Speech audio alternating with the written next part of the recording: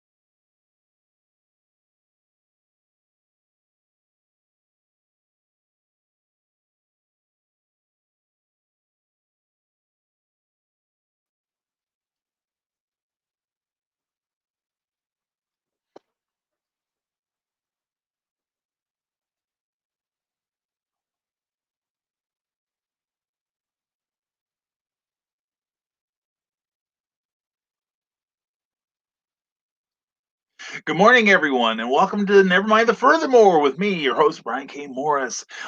Thank you for watching us, whether it's live or on the reruns later, and whether you're watching on Facebook or YouTube, it doesn't matter. We're glad you're here. Thank you for your kind attentions, and if you're watching on Facebook, please like this show wherever you're watching it, whether it's on Geek Insider, my page, Rising Tide page, wherever, or IndieVent. Please share this with your friends, because we're going to have some promotions in here. We'd like other people to see what you all are up to. Excuse me. And if you're watching us on YouTube, please give this video a thumbs up and subscribe, because it helps us in our media conquest plans. And be sure to turn on notifications so you'll know when we show up next. And we Nevermind the Furthermore is on every Monday, Wednesday, and Friday at 10 a.m. Eastern, 9 a.m. Central. This show is brought to you by geekinsider.com and risingtide.pub. How the heck is everyone? Enough of that folderol. Glad to see everyone here. Ted Davies, Seth Stadler, glad to have you both with us. Hope you're having a fantastic Friday morning, the end of the work week. How about that?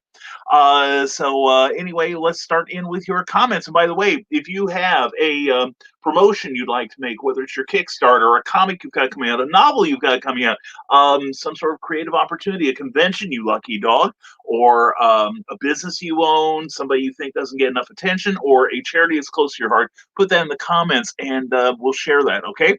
And Sarah, mwah, to you, my darling, watching us from YouTube. Good morning to you, and happy Friday to you too, darling. And Carl Witzman also on YouTube. Hi, Sarah. Hi there, Carl. Ooh, John, Marcia. And here comes our chaperone, Carleen. How you doing? Mwah, glad to talk to you as always. And hey, Carly. And hello again, Carly. And we're about to begin. Well, we're about to begin any second now. I'm just warming up now, Sarah. And Sarah, or so they say. Yeah, I'm always warmed up. And Teresa Dunn on Facebook. Mwah, good morning, Brian, and furthermore, it's glad to have you here, Teresa. And Teresa is in the closing steps of getting her second book ready, Poetry Expressions 2. I'm excited. Her idiot editor finally got it done. And and now we're working on layout, and once that's done, we're going to get a cover together for her, and then we're going to teach that girl how to self-publish. Yeehaw! Go Fefe, everyone, rise above. That's what it means.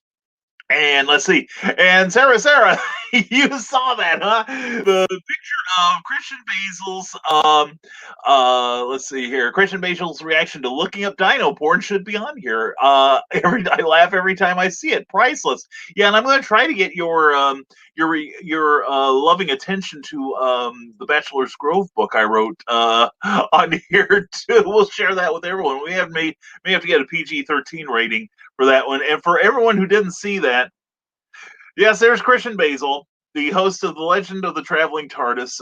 He, despite my warnings, told him do not look up the term dino porn on Google. And apparently he did not listen to me, and this will teach the boy not to take my wisdom into account. David Atkins says this weekend is going to be rough. Autoimmune issue again. Oh, dude, I'm sorry to hear that. Hope it passes quickly. Throat is totally screwed up due to a tooth. Eating is near impossible. Hoping Monday has some relief. Just trying to drink coffee now. We'll see. There's always a silver lining to every situation. Drinking coffee, it cures the world's ills. But I agree with Carl. Sorry, David. I am so sorry. And so sorry about that yuck, David. Yeah, we all agree. And OMG, he has the reaction up. Yes. Yes, I decided that we need to have a few more visual things on here that will be of amusement to you all. And also, we have some new backgrounds that we have. And Sarah, if you like that, you'll like this one. Ultraman does not approve. But anyway, here's our new broadcast facility that I think we're pretty happy with it. And here's our new home. So anyway, that's what we've got going on right now. And so anyway, but of course we have old, or else what one eye. Anyway, that's what we got going right now. And here we're going to move on to your comments. David Atkins says, Carl, no worries. It is not the first or last time this will happen. Gangrene was the worst, and praying it is not that again. Ugh. Oh, David, take care of yourself, brother. And Carl Witzman says, yes, Sarah, that photo of Christian's reaction is how many people react to the Tuesday night show. Yeah, last Tuesday night's Clever Title Pending was a fun experiment, kind of a harkening back to older days. But it was Carl and Christian and Meredith Logren. And myself holding sway there, and it was a fun night. We talked about Star Wars, Doctor Who, probably everything but creativity. But this Tuesday let me check my agenda here because my agenda is worth checking. Yes, this weekend this coming Tuesday on Clever Title Pending at 8 p.m., 7 p.m. Central this coming Tuesday night on the 11th. We're going to be talking about crowdfunding for creatives. And we're going to have two experts in it. And we've had them on before, and we know you love them. It's Luke Stone and Eric Hawkins. And by the way, I hope Eric shows up soon because I'm going to do the unboxing here because I've got something that I think I want to show you my package. And I want him to get a good view of it. You know what I'm saying? So anyway, Sarah laughs at Carl. And good morning, friends. Brian Rhodes, always a pleasure to have you here, buddy. I hope your morning's going well. Good to see you as always. Ted Davies, a pleasure as always. Check out Ted Davies' artistry channel on YouTube. He's running some really good shows. He's got a Cigar Aficionados show with Carl Witzman that is really interesting. I'm not a smoker, but those two have really put some thought into it, and it's really a fun conversation between you two. Plus, Ted is turning out to be one of the best interviewers. I swear. He had a fantastic interview with me a couple of weeks ago, and he's been doing some great ones with Luke. I just finished watching the Luke Stone one last night, and he's got JD Calderon, who is a fantastic guy. I really love watching his show. And I love watching Ted Davies Artistry. And go to teddaviesartistry.com for all kinds of cool stuff you can purchase from him. And good morning, Brian Rhodes, says Sarah. We agree. It's a good morning when Brian Rhodes shows up. And David Adkins says, it looks like they may take out my tooth and then antibiotics if I were to guess what this is about to happen. It could be a lot worse, brother. Please get well fast. All right. You've got the love of the Nevermorians behind you. Ted Davies, see Brian, get personal and an amazing interview. Thank you, Brian, for your time and experiences. And there's the link to the interview with me done last week. And I had a great time talking with Ted. And I have to say, it was one of the most fun interviews I've ever done. Like I said, Ted is a fantastic, not just a fantastic artist, but a fantastic interviewer as well. Very thoughtful. And he does a lot to get behind the humanity behind the mask that is the enigma that is Brian K. Morris. Oh, yes. And where is Stomper this morning? Asked Carl Wisman. Good question. And here he is. Mask or no mask, I'm not wearing pants, Morris Monster. I am here. Rise. I was rising earlier, Christian, because I got that image here in my head that nothing will erase. Just like nothing will erase the result of your Google search.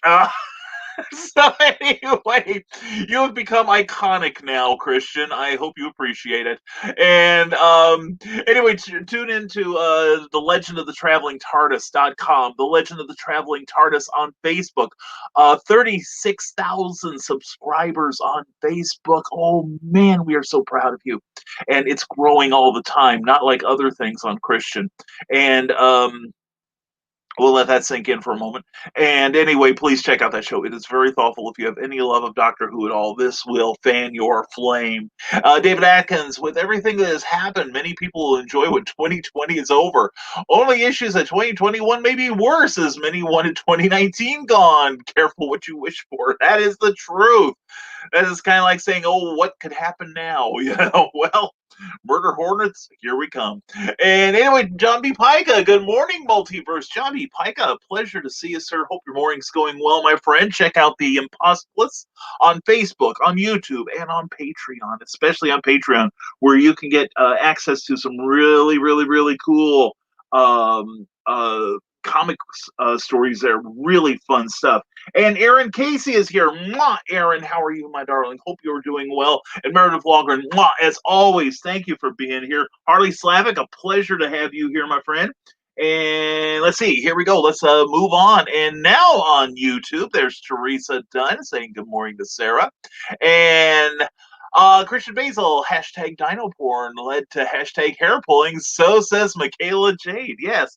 And at 1 hour, 55 minutes is her, is Meredith Walgren's reaction to yours. And we're going to, Carl, I think I want that special moment of Meredith's isolated, because we think that could become a moment on our show too. Where Meredith describes either how cold the room is or how excited she is at what we're talking about. And is this show becoming the Legend of the Drunken Nevermore? It could, Carl. But speaking of drunken, glad you brought that up, you sly dog, you. Tonight on Uncle Carl's Secret Humor page, which is a terribly kept secret, Uncle Carl and Aunt Donna are going to have the bi-weekly drunken rant, in which they both get drunk and they start ranting. How's that for a concept? And also they smoke cigars, and hopefully we'll see Kamiko back, despite Sarah's objections. In fact, I think the more she objects, the more the rest of us love Delicate Flower Kamiko and her crazy mad bowling skills. But anyway, please watch tonight. That's at 8 p.m., 7 p.m. Central Time, and it's always a good time. And good morning, Teresa, says Sarah. Sarah from Facebook. John B. Pica says, I went and got tested. I do not have COVID C-19, but I do have COVID-15. The 15 pounds I've gained because of physical inactivity due to shutdowns and lockdowns. I figure if I have it, I'm gonna catch COVID-19, and then I'll sell when I reach 25. Yeah, it's kind of fun. I see people online saying, "Well, I caught COVID. I think I caught COVID-17." No, you didn't. Uh, dumbass.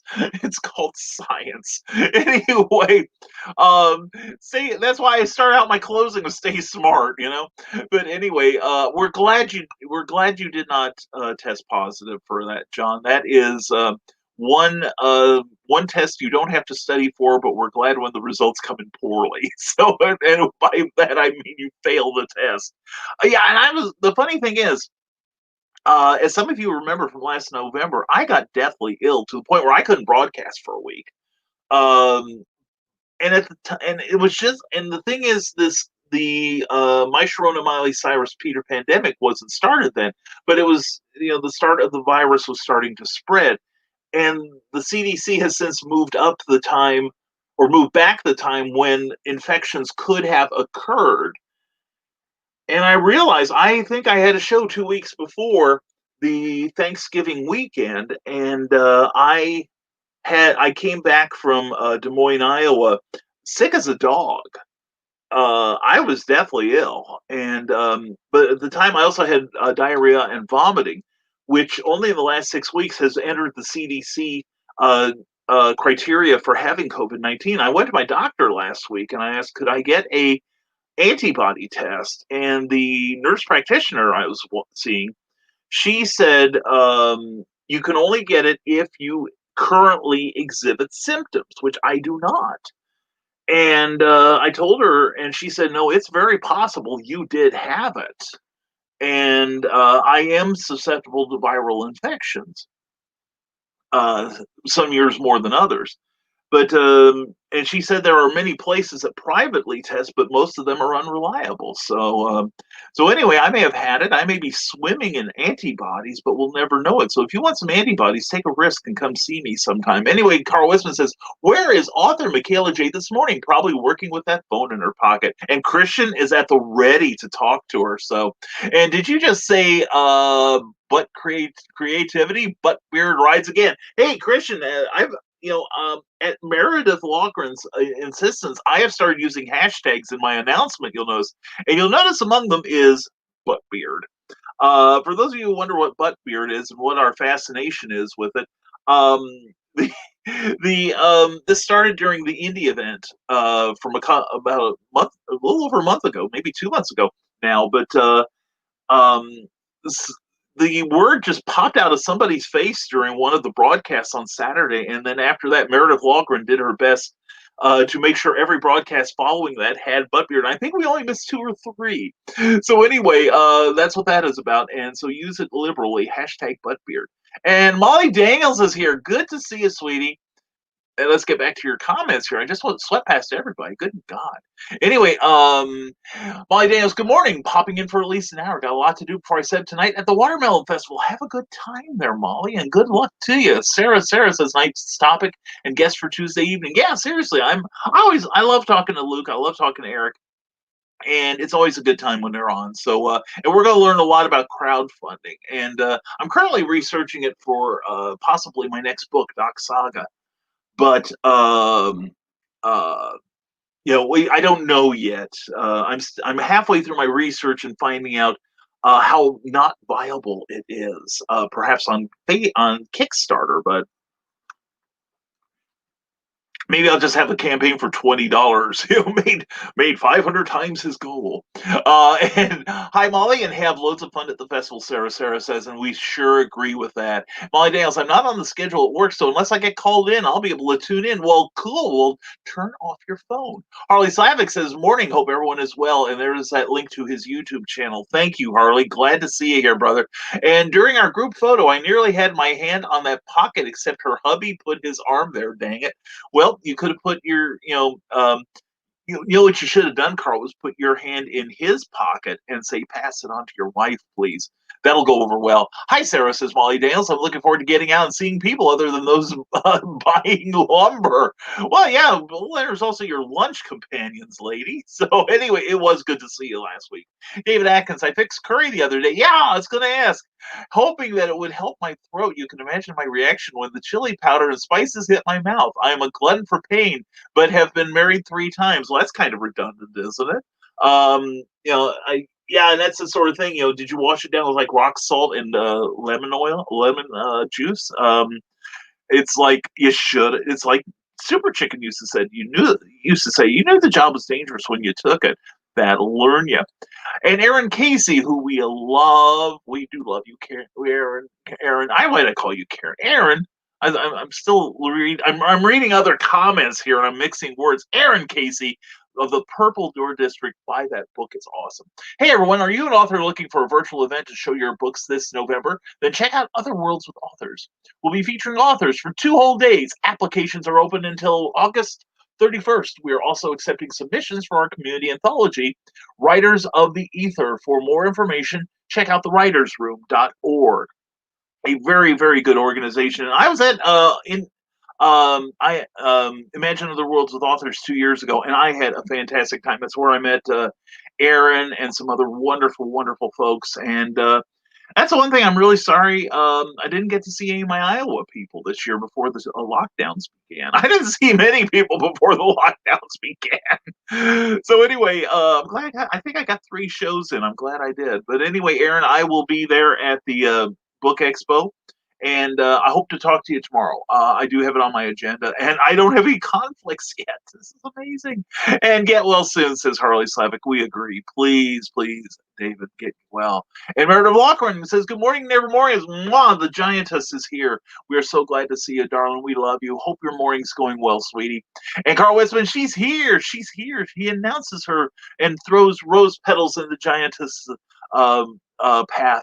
And Sarah, I bet, Molly, we need time around others from time to time. That's what SarahCon is about. And I've got some ideas. I'm going to bounce off some of your attendees. And hi, Meredith, says Sarah. Ted Davies says, Christian Basil, the Spice Man. I'm looking forward to interviewing this champion of the TARDIS. That ought to be a fun interview. I expect a certain amount of irreverence. And Christian Basil, that's not what Sarah says. Oh, dear. And Jobby Pica, so I am late. What's going on with David Atkins? Well, you can scroll up maybe, and he is having throat problems. And poor boy, it's a recurring thing. It's an autoimmune thing. And Michael Sloan has a link to Ohio's Batman, who Michael Sloan is, and he does a fantastic job of it. Good to see you, Michael. Hope your morning is going well. Keep busy on that book. Christian Basil, Ted Davies, does that mean I joined the Spice Girls? Which Spice would you be, Christian? I'm already hoping for pervy Spice for myself. I'm the one that I'm the one that Scary Spice. She thinks she's scary, or you for that matter. And she doesn't dare sing "Wanna Be Around Me" because she doesn't want to know what I want, what I really, really want. Harley Slavic says we have all but one fixture assembled. Good. Once everything is set up, look forward to a YouTube video and Facebook live stream. Very, very cool. And Michael Sloan says, I wear a mask to protect those closest to me. Batman. That's right. That's right. I do too. And Jackie Lawson, mwah, good to see you, Jackie. Hope you're doing well. Morning, all. Have a great day and weekend, friends. You too, all right? Don't leave yourself out of that, all right? And David Atkins, now I am hearing that song in my head, No One Knows, from Queens of the Stone Age. Predicted what we are in right now. Strange how many predict their own future.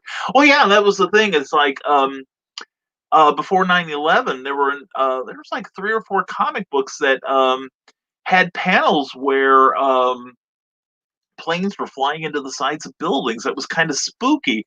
And Teresa Dunn says hair pulling is overrated. Well, for some of us, yes. But for those who have lovely, long, flowing, beautiful hair, it's locks. I was trying to say locks. Wait a second. Long, flowing, beautiful locks. Don't discount it till you try it. Tell Albert, grab a handful and put his foot up against the side of your skull and yank for all he's worth. See if you like it. Who am I to judge? And since Brian mentioned it, and I did, sir, he took the cue. Go to patreon.com/impossibilist, where for a little bit every month, and that's what Patreon's about, where you can support your favorite creators by being basically their patron. John has a fantastic comic book that he's working on featuring his idea of the Impossibilist. Plus, if you sign up for his Patreon, you also can get a book on the timeline of the Impossibles, and he sent me a copy very graciously. And he was, he's crazy talented. He really is. Big Daddy Cool is awesome, and check it out. You will enjoy it. It has my endorsement.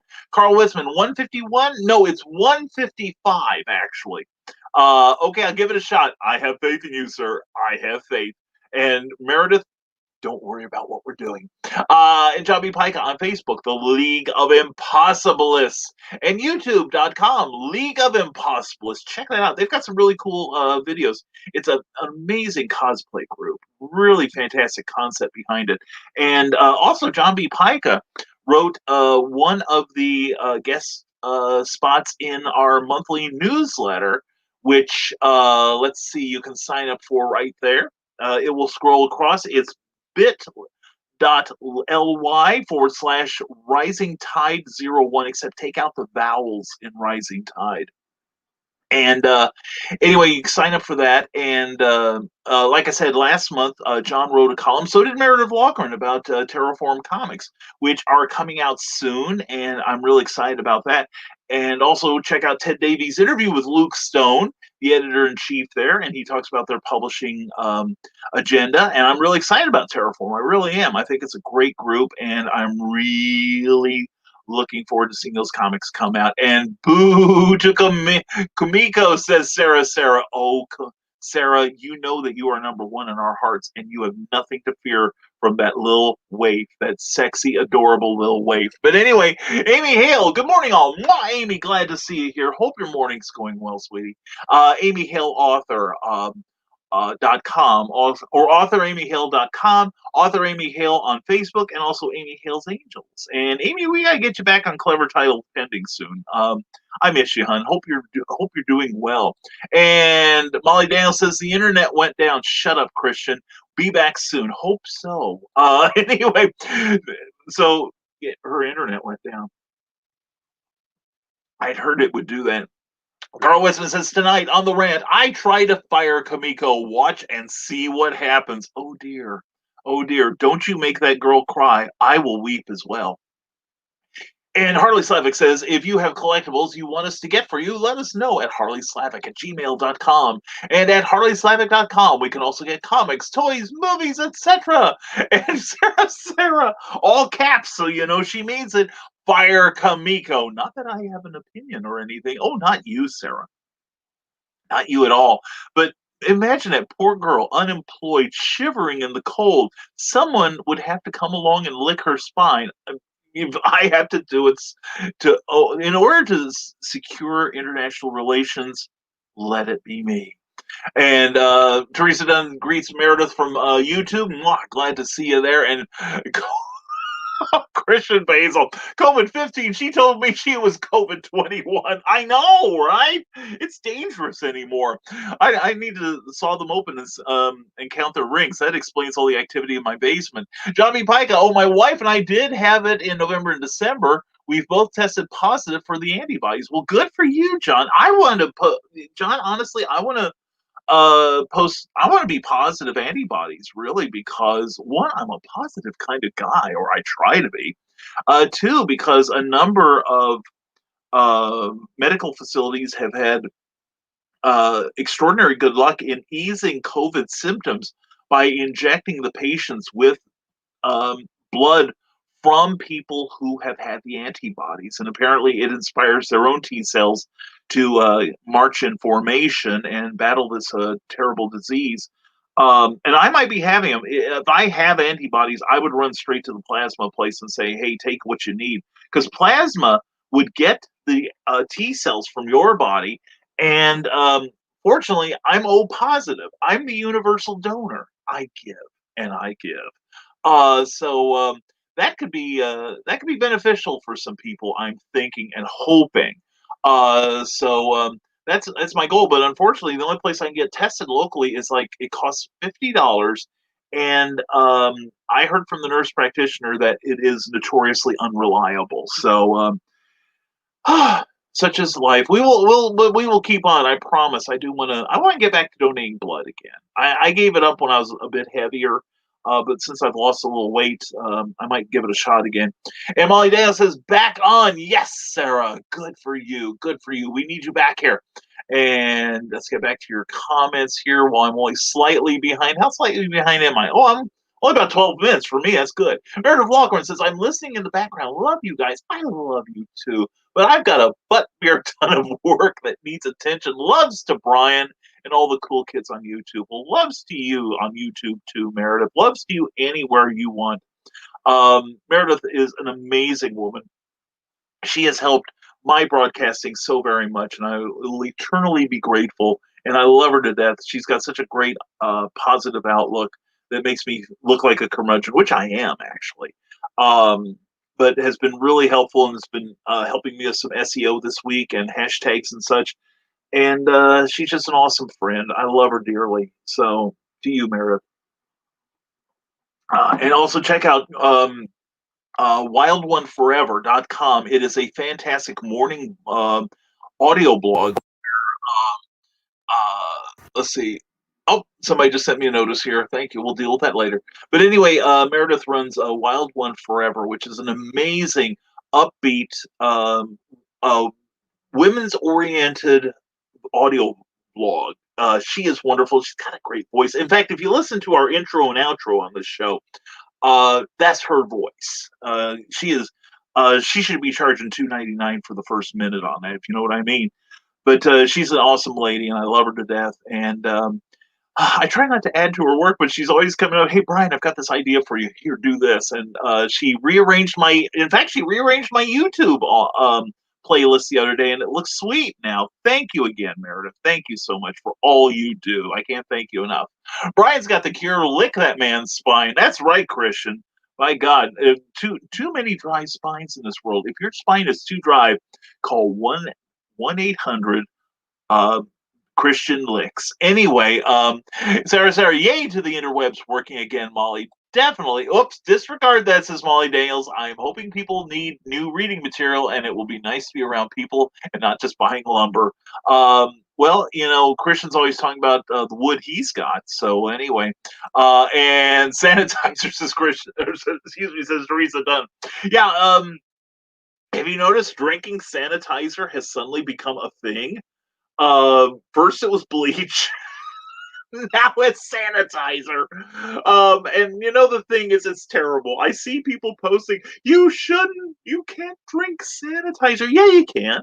You'll go blind and die, but they're like they suddenly discovered it's a bad thing. Don't drink sanitizer. And I'm like, do drink sanitizer. If you're stupid enough to do it, you leave more room on this planet for the rest of us. You kind of thin the herd, and the stupid genes suddenly get drained out of the gene pool. You know what I'm saying? It's a terrible stance to take, but I am taking it. Yeah. Love you, honey. Bye bye. Have fun. Mwah. That was my sweetheart, Cookie. She is on her way to get a massage. She's gonna let a strange man rub her body. Anyway, but no, about the sanitizer, it's like I have to, I think it's hilarious that people need to be warned not to drink sanitizer. Next I'm going to see, don't put your hand on the open flame. It's just like, no, you know what I'm saying? It's the wrong attitude. But anyway, I don't care. David Atkins, a good friend of mine, had it for weeks, survived, but because of her age and immune system being torn apart now, she's having to stay in lockdown. Yet me and my wife only had it for a few weeks. Yeah, some people have had and may have long-term effects from catching the COVID-19, if not permanent effects. I've got a friend who not only caught this the Myshroom of Miley Cyrus at pretty close to the start of the lockdowns. He was in his late 30s. He caught it and immediately lost his sense of taste and smell. He has been well for at least 3 months now. He still can't taste. Last I heard, he can't taste or smell anything. So that's why we've got to be safe. All right. Meredith Logren says, I invoked Buttbeard. It's an old pet name for my hubby who happens to be a plumber. That's true. And if you pay her husband, Pat, at least $5, he will show you how he's braided that. Anyway, Plumber Buttbeard, hashtag Plumber Buttbeard, says Sarah. And yes, Meredith, I have included Buttbeard as part of my SEO now. We'll see how it works. David Atkins, Shannon wanted to tell you she misses you, Brian. Oh my gosh. I was thinking about Shannon the other day and nothing but love. Please give Shannon a hug from me and tell her I love her. She is awesome. Shannon's a fantastic lady. She's hoping to do a live stream on Zoom with me to try and keep up with some of her friends as she is really locked down, still debating on, hey, seriously, I'd come on, hopefully come on for a few minutes and say hi to her. But yeah, Shannon's an incredibly talented lady. And I'm sorry she's feeling bad. I will have to drop her a line sometime, David. Thank you for letting me know. And Aaron Casey says, I know I miss seeing you this year. Hugs. Hugs right back at you, darling. Seriously. Love you. Love you, seriously. And Sarah, the good news, the weather is gorgeous. Yeah, we, last 3 days or so, we turned off the AC and we're just going with Windows now, as opposed to any other operating system. But yeah, I've got the window open to my left here, up here in the compound. Our bedroom window is open. We've opened up the downstairs, and it's kind of fun to wake up in the morning and we're under the blankets, and it's kind of crisp and cool outside them. It's been good sleeping weather lately. I've been sleeping pretty well the last few days. Molly Dales, oops, didn't mean to say that twice. That's what happens when your internet goes down.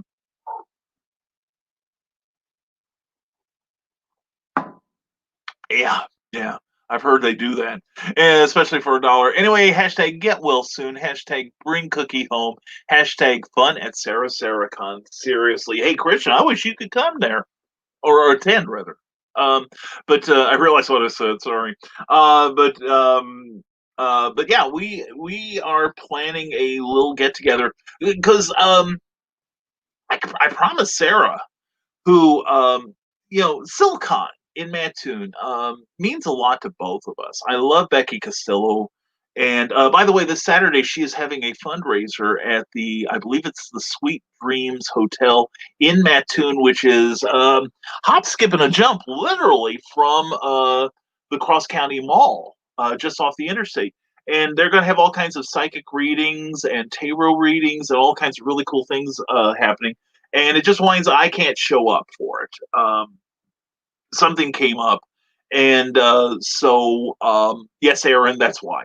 That was part of why I couldn't get the meetings beforehand. This is a vague talk between me and Aaron Casey, but anyway, no, so they are doing a fundraiser and a little get together. But we promised Sarah, or I promised Sarah, Cookie and I promised Sarah that if Silcon something happened to it and they couldn't happen this year, that we would have our own convention. And I mentioned it to Carl and Donna, or Carleen,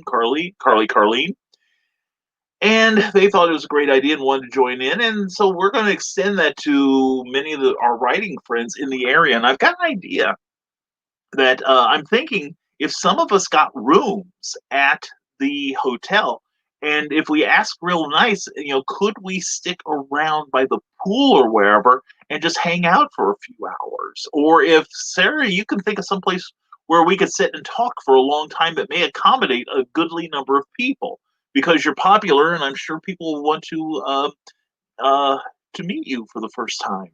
So anyway, that's up in the air right now, and we'll see what happens. Amy Hale, you and John and your family, of course, would be invited. Also, Kathy and Matthew Jackson, Molly, if you're around, or can get there. And who else have we got in the area? Rick Bradley, Jason Nugent is St. Louis. Well, we'll see what happens. Well, I've got an idea, though. I think I need to contact the hotel. Carl Wisman says, I'll grab Sarah's behind for you, Christian Basil. Just the kind of thoughtful guy that I am. Carl, I'm not worthy. You are such a, oh my God, you're such a humanitarian. You do that for Christian. Christian, you better appreciate that. And the least I can do is, I'll help. Oh, because Carl, I can't let you do this alone. I'll help you with that. You grab one side, I'll grab the other. And Sarah, you just Hang on. Anyway, because that's what we'll do. Anyway, John B. Pike, I'm curious about the rates at cons. I usually get a table as part of my deal with cons that I am a guest, but looking at attending more shows in 2021 that I am not booked at as a guest. Do most cons offer different table rates for authors like they do artists? Sometimes you can get in, John, as part like an artist kind of thing. So you might get a reduced rate. Some cons don't make any differentiation at all between artists or writers or back issue vendors or somebody who does crafts. You know, a table's a table. And the table rate varies with the venue based on like how much they have invested in the show with promotion, paid promotion, and the cost of the venue itself, plus often table rent, table and chair rental as well. So you can get something fairly inexpensive at some shows, and other shows that are in larger venues will have probably three-figure price tags. So it varies. You just have to. What I do sometimes is, if it's a show that's been around for a while, I ask what the attendance is. Keeping in mind that about 10% of the promoters will lie to you. I know one promoter in the mid South area who regularly tells people, "Oh yeah, I get like 4,000 people through my 1 day show," and I've seen videos he does from his show, and you could go bowling down the middle of the dealer's room and not hurt anyone. You know what I'm saying? But then there are some promoters, Scott Reed, Ken Murphy, uh, a whole lot of them that I could recommend that do smaller shows, but they're quite honest and quite upright. Darren Logue. Darren Logue is looking for people still. That he's in Hannibal, Missouri, and his show will be October 2nd, 3rd, and 4th. In which I will be there along with Amy Hill and Eric Hawkins. That will be the Big River Comic Con in Hannibal, Missouri. I believe it's their 3rd year, and it's going to be fantastic. But John, maybe we can talk about that sometime. Like I said, I tend to do mostly small to middle-sized shows, not many huge shows. Um, but we can talk about that sometime if you'd like in PMs. Sarah, I have to help someone with a computer. I'll be back afterwards. Well, Sarah, we love you. And you hurry back to us. And Philip Thompson, morning. Have 8 pages of my book done. Yes. Good man, Philip. Because you can't sell what you don't have written up and drawn yet. So good for you. Keep up the good work, Philip. David Atkins, if I were to make a great book, I should just assemble how great live streams from here. I should just assemble a few great live streams from here and actually just write a book on our group here and how they react to situations like Seinfeld or Cheers. There you go. Yeah, it's kind of like, except instead of "Hey Norm," it's like "Hi Sarah," that sort of thing. But that's the thing. That's what I love about the Nevermorians. And Carl Witzman plays "Girl from Ipanema" song while Sarah is away. There we go. Molly Daniels says, I missed something. Who is Kumiko? She is a goddess. She is a goddess who walks the earth. She does it all. She's a professional bowler. She's a presenter. She models bikinis. She does all kinds of cool things, and some of us actually idolize her. Carl and I do. Some people don't have that same reaction. And I want to thank TL Shively, Christian Basil, and Ted Davies for sharing this video. Thank you, people. You are the best. And also, Tina, thank you for sharing it much earlier. Much appreciated. And she's a character on my drunken rant, Molly. So you got to get in on the drunken rant. And she says, "Oh, okay, thanks, Carl." And she's adorable. She is lovely. And if I can get her to do my book covers, I will freaking well do it. Let's see. I see somebody showing up that we gotta have. I'm glad he's seeing him here. David Atkins, yay! I love my wife. She is buying me chloroseptic. May make it that I can eat. We will just find out. Hate not eating for days because of mouth issues. 3rd time. We will see soon. Yeah. Well, chloroseptic is no more fun to open wounds than curry spice. At least I've always found. But yeah, chloroseptic works. It really does. And there he is. I've been waiting for this man. He's on YouTube. He's on Facebook. He is Eric Hawkins. Carl Wisman says, it's Eric Hawkins, the famous artist. Yes, Eric, how are you doing, brother? I'm glad you're here. I got something to do for you. And I won the DNQ, the Drawn and Quarterly Fan Edition last night. Yay! We will see if the Pro Edition cancels again because they fear me. I bet they do. I'm sure they do. Well, you've spanked them so many times, and you've defeated them in open combat. But anyway, no, I'm glad you're here, Eric, because I wanted to do this while you're here. Robert Beatty, glad you showed up, sir. Hope you're doing well, my friend. Jeb Ray, haven't talked to you in ages, brother. Hope your morning's going well. Let's see if I missed anyone else. Merritt Spicer, mwah, saw you sneak in there. Love you. And Irene Boyer, mwah, glad to see you too. Hope everything's going well. Did I miss anyone else? And don't forget, Facebook doesn't always tell me you're here. And also, StreamYard won't tell me at all. So anyway, I got a package yesterday. Yes, Meredith, I'm fondling someone else's package, not just my own now. And we got the long-awaited, highly anticipated Zombiful World of Oz #2. Is that not gorgeousness incarnate? Look at that cover. Isn't that beautiful? And it's 44 pages of comic goodness in here. This is fantastic. And I've got to say, Eric, I don't know that I complimented you on it, but there's a 4-page story on the right-hand side, the hell you know, written by myself and drawn by Eric Hawkins, who did a knockout job on this thing. This is fantastic, and Cookie liked it too. I've heard it said that hell isn't eternal fire and brimstone, nor is it unending cold and ice. It's being in a dark, unfamiliar place, alone with one's sins, without the presence and comfort of God. I regret to say I gave up on God not long after he gave up on me in this hellish place. My name is Dorothy Gale. First page of my story in here. I'm so proud of that. I am so happy. And one thing I do want to compliment Eric on, and I think all of you should take a little joy from this too. You won't be able to read it. You won't be able to read it. But right here, second line in the contributor acknowledgments, Brian K. Morris of Rising Tide Publications and the Nevermind the Furthermore community. That's you guys. You guys helped make this possible for Eric S. Hawkins. This is his dream book, and you all made it possible. And I want you all to take a moment and give yourself a little bit of congratulations. And I'm so very, very serious about that. You guys do a lot of good. And I try not to tax you guys, gals, too much with my friends who need a little help, on creative projects, and you help them with your money and your love, such as I did with Francesco the other day. And he really appreciated you guys helping out with to make his Kickstarter a rousing success. He actually he asked for $4,000, and thanks to you, he got 6. So that's hard to deny. But anyway, we got some really cool things here, such as trading cards. Look at that. Trading. Oh, it's something else there. Trading cards, huh? How's that? With all of the characters from the Zombiful World of Oz, which is a fantastic read, by the way. Also, we got this beauty here, a metal trading card. Metal. Ouch.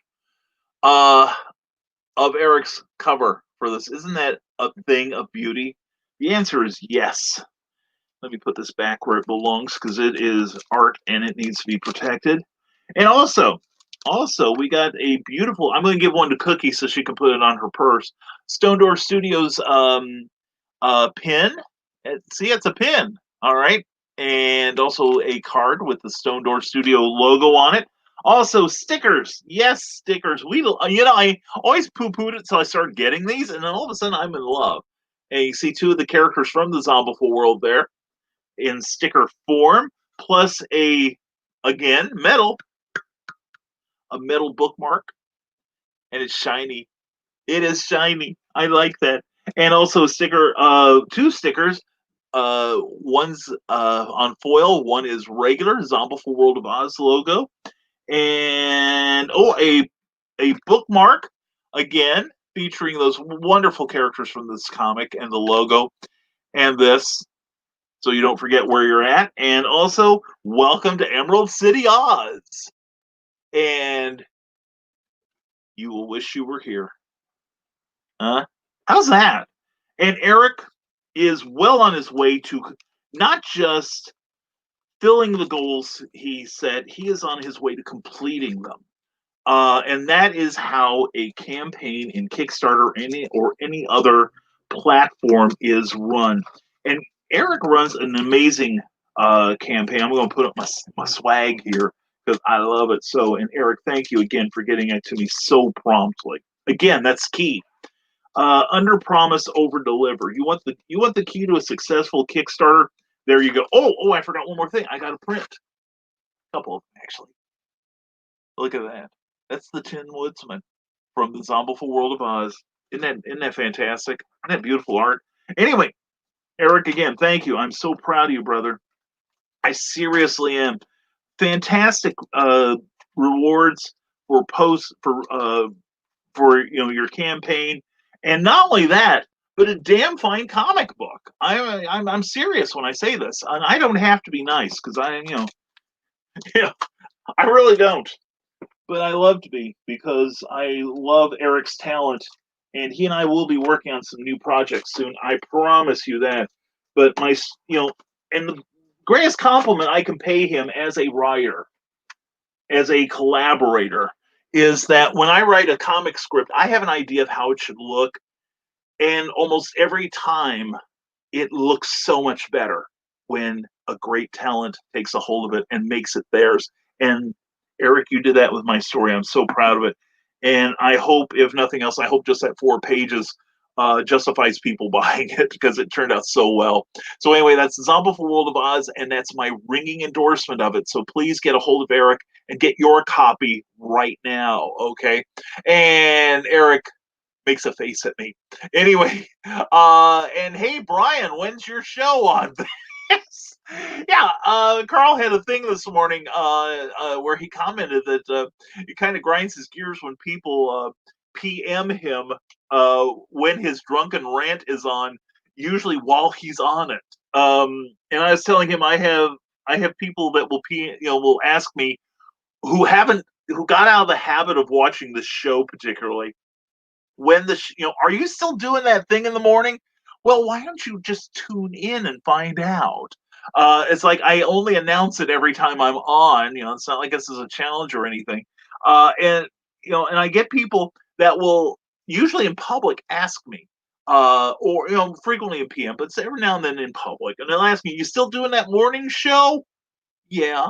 It didn't go away just because you did. But then I'll say yes, and it's on so and so time because I'm hoping other people will see that message, and they don't show up. It's like, what can I do, right? So anyway, we'll just have to have it for you wonderful people who have a good sense of how to read a watch and a calendar. Well, Daniels, there's a huge debate down here as to why the Watermelon Festival is a go while the 4th of July parade and fireworks and the rendezvous were canceled. Molly, I think I can answer that. I cannot answer with any authority for those particular events, but here's the thing. Something like the Watermelon Festival might have gotten lucky, or they might have lower overhead, but events like the 4th of July parade and the fireworks and the rendezvous are much larger events. All right. I never heard of the Watermelon Festival till you mentioned it. And Cookie lived down there, and she never has mentioned it to me. I don't think she knows it. In fact, I don't think she knew about it till you mentioned it. But the thing is, a lot of these events have sponsorships. Okay, that they approach local businesses to kick in money for advertising opportunities during this thing. This is what killed the Superman celebration this year. So they were very forthright about it, and so this is how I know about it. I never thought about it before. But anyway, the thing is, the sponsorship money dried out immediately at the start of the lockdown because the businesses, many of which were restaurants, for instance, were on lockdown, couldn't get patrons in, so they didn't have they couldn't build up the money to use for sponsoring the events. So that's why your larger events, which would need more money, which would need more financial love from the community. And thank you, Jessica Johnson, for sharing this video. Much appreciated, darling. Mwah. but the people that the businesses that would have given their money didn't have the money to give. And that's just simple economics. And a lot of people don't understand it, mostly because a lot of people are selfish a-holes. And they think, well, why are they canceling my event? Skip these other things, but my event must happen. And, this has been a challenging year for all of us. So that's why I suspect those certain events did go off, other events did not. I figured once San Diego Comic-Con International said they were not going to have a show this year, I figured anything would go. So we're seeing right now. We're just taking it one day at a time. But anyway, and the thing is, everyone down there thinks they know about it, and they don't have a clue. But that is my supposition as to why those events didn't happen. David Atkins says they made a TV series about Cheers, so maybe we make a book on your stream and name the book The Hanging Tassel. Would not mind having a reboot of Cheers, but no one can replace Ted Danson. That's true. That's true. Yeah, I don't know. I think I'm blocking out most of my history on the show. So anyway, don't know how much help I'd be. And have fun storming the castle cookie, says Carl Witzman from YouTube. Yeah, actually, she gets a massage from a place called Massage Envy. It's a franchise, and they're darling people there. They are really wonderful. And they're really nice to me when I show up for some inexplicable reason. But right now, during the since we're still in 4.5 uh, restrictions for the state of Indiana, at least locally, and which is going to go on till middle of this month at least. We'll see what happens after that. But no, she enjoys it, and it really relaxes her. And plus, between that and the new job, she's enjoying life right now. I really am glad to see that. And I just drank sand sanitizer with aloe. Aloe is good for you. Be careful of that, Christian, because there are some serious health effects that can happen. Many people don't realize this, but aloe is, if taken internally, can loosen your stools, and excess of it can cause diarrhea. So you may want to cut the hand sanitizer with more wood grain alcohol, okay, for your own safety. And if you go blind, you know it's working. Bill Engvall needs to do an updated "Here's Your Sign" bit. Oh my God, he would keep the sign makers busier than the Subaru plant. There's too many of them out there. And Christian knows Spice Girls. No Spice Girls. No Spice Girls. He cries out. I'm confused, Ted. I'm not sure what you're getting at. Just please tell me what you want. Tell me what you really, really want. Anyway, Robert Beatty says, I don't know. You might be able to drink the hand sanitizer at my work. It smells like tequila. Ooh, yeah, I'm buying this bottle of Cabo Wabo because I'm taking my hand sanitizer internally. Yeah, I have a number of friends that can't handle tequila, and tequila and I get along very well, almost too well. Uh, Tequila, yeah, I have to say, tequila led to one of the best nights of my life when I was single, but that's another issue. And she's back, thank God, Sarah. Do you know how tough it is keeping the show going when you're not here? Thank you for returning. And tech jokes, says Harley Slavic. Yeah, I fed one to Cindy Kemp the other day, and she actually used it. Here's a tech joke for you. You know why a computer program is like a political martyr? The crap doesn't hit the fan till you execute them. Anyway, we'll be here all week. Tip your server generously. David Atkins, I can't believe it. The chloroseptic made my throat easy. Christian. And let me eat and sleep easy. My wife is a dream come true. Do not know what I would do without her. I married an angel. Yes, you did. Glad it worked so fast. Chloroseptic's good stuff, especially a chocolate sauce. And yay, David, welcome back to the land of the living, says Molly Daniels. Agreed. Christian Basil, hashtag if some of us could get rooms at the hotel, it was then your honor. It was then your honor. I needed a cold shower. I've been up before the judge so many times, Christian. We're on a first name basis. Yeah. No, I was thinking, they're really very, very accommodating at Sweet Dreams Hotel in Mattoon. There's my plug for them. Get out the power strip. And I'm thinking I may call them maybe next, maybe in a couple of weeks, because the way things are going anymore, and just ask, hey, if some of us got rooms, could we, after checkout, use your, open area and just hang out? Would that be okay? Um, and David Atkins says, thank you, Molly, but it did reveal that it is the tooth, so there is a good chance they will have to remove it. Throat is eased and my tooth pain kicked in, so I guess we'll just see Monday. Well, you could ask someone to knock it out for you. I have a baseball bat. Just come on over sometime. I'll fix you up. And crap, damn router, says Molly Daniels, complaining to us because that will make a difference. And you grab one side, I'll grab the other. Can I make a wish, says Christian Basil? I think your wish would be to be second to either Carl or myself, I think. And this has officially become a news show, says Harley Slavic. It is a news show every day, Harley. Haven't you realized that yet? Every day is different. We don't talk about the same thing every day at Nevermind the Furthermore, Monday, Wednesdays, and Fridays at 10 a.m.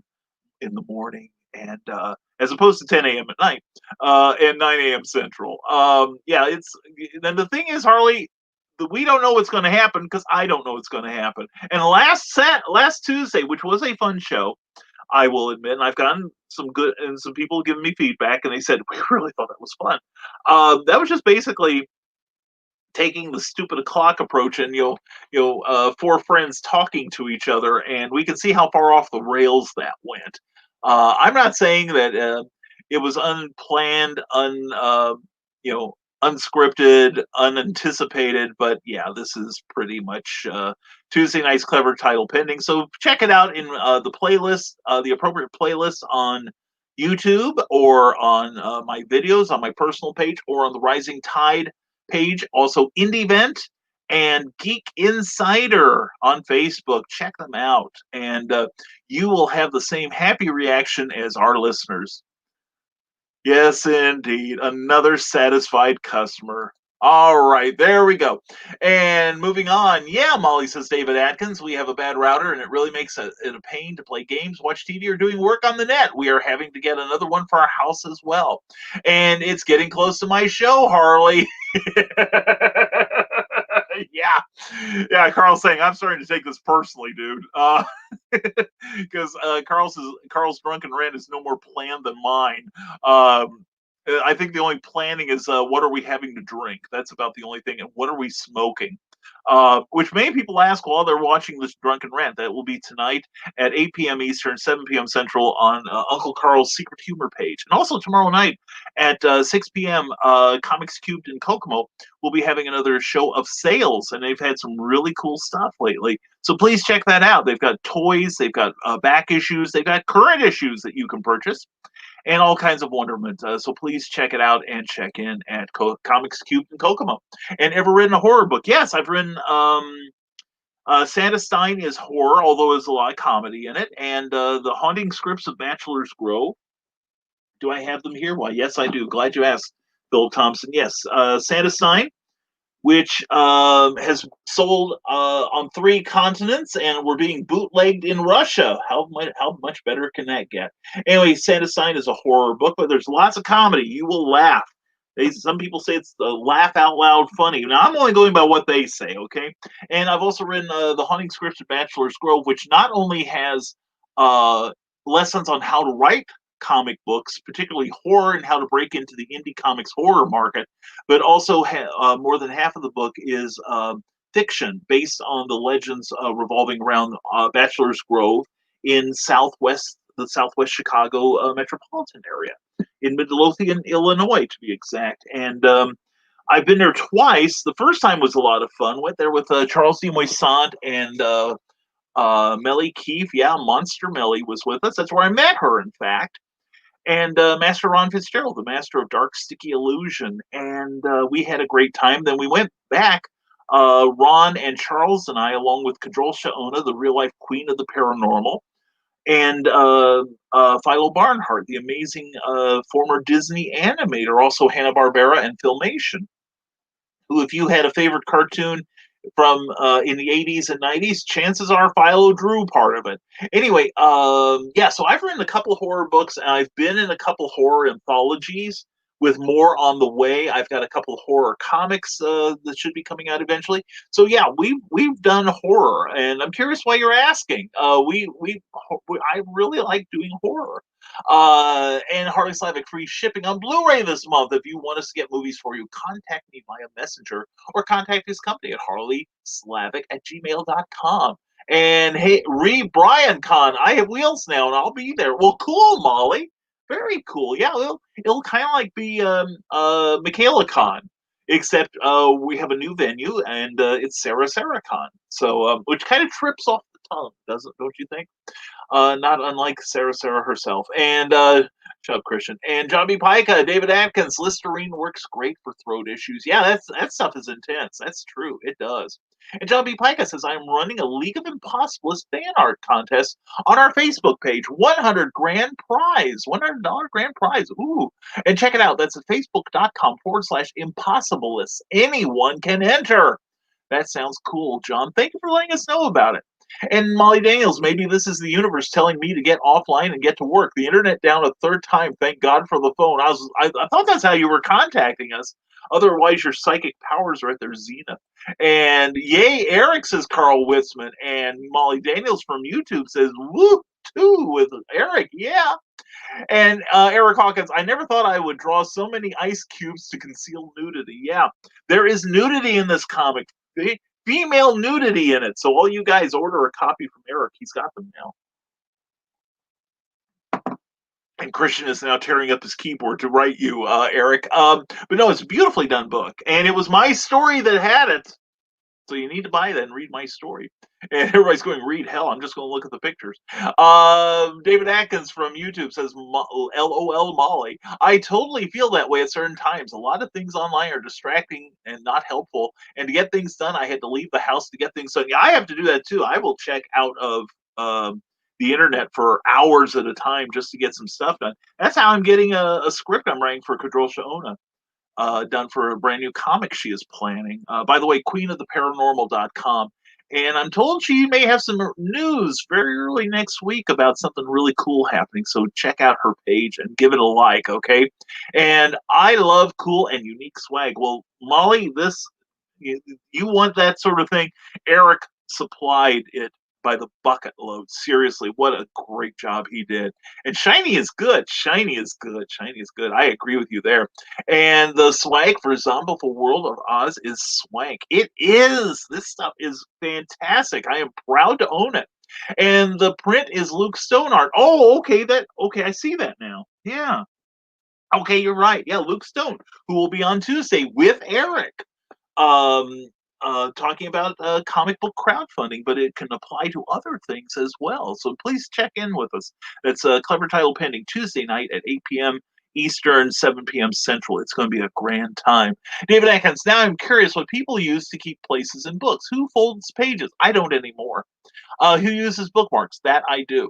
Who uses random paper or strings to hold their places? I like using string myself. Yeah, I'm a whatever I've got at hand that can stick between the pages of a book without damaging it kind of guy. So, but I used to fold pages down.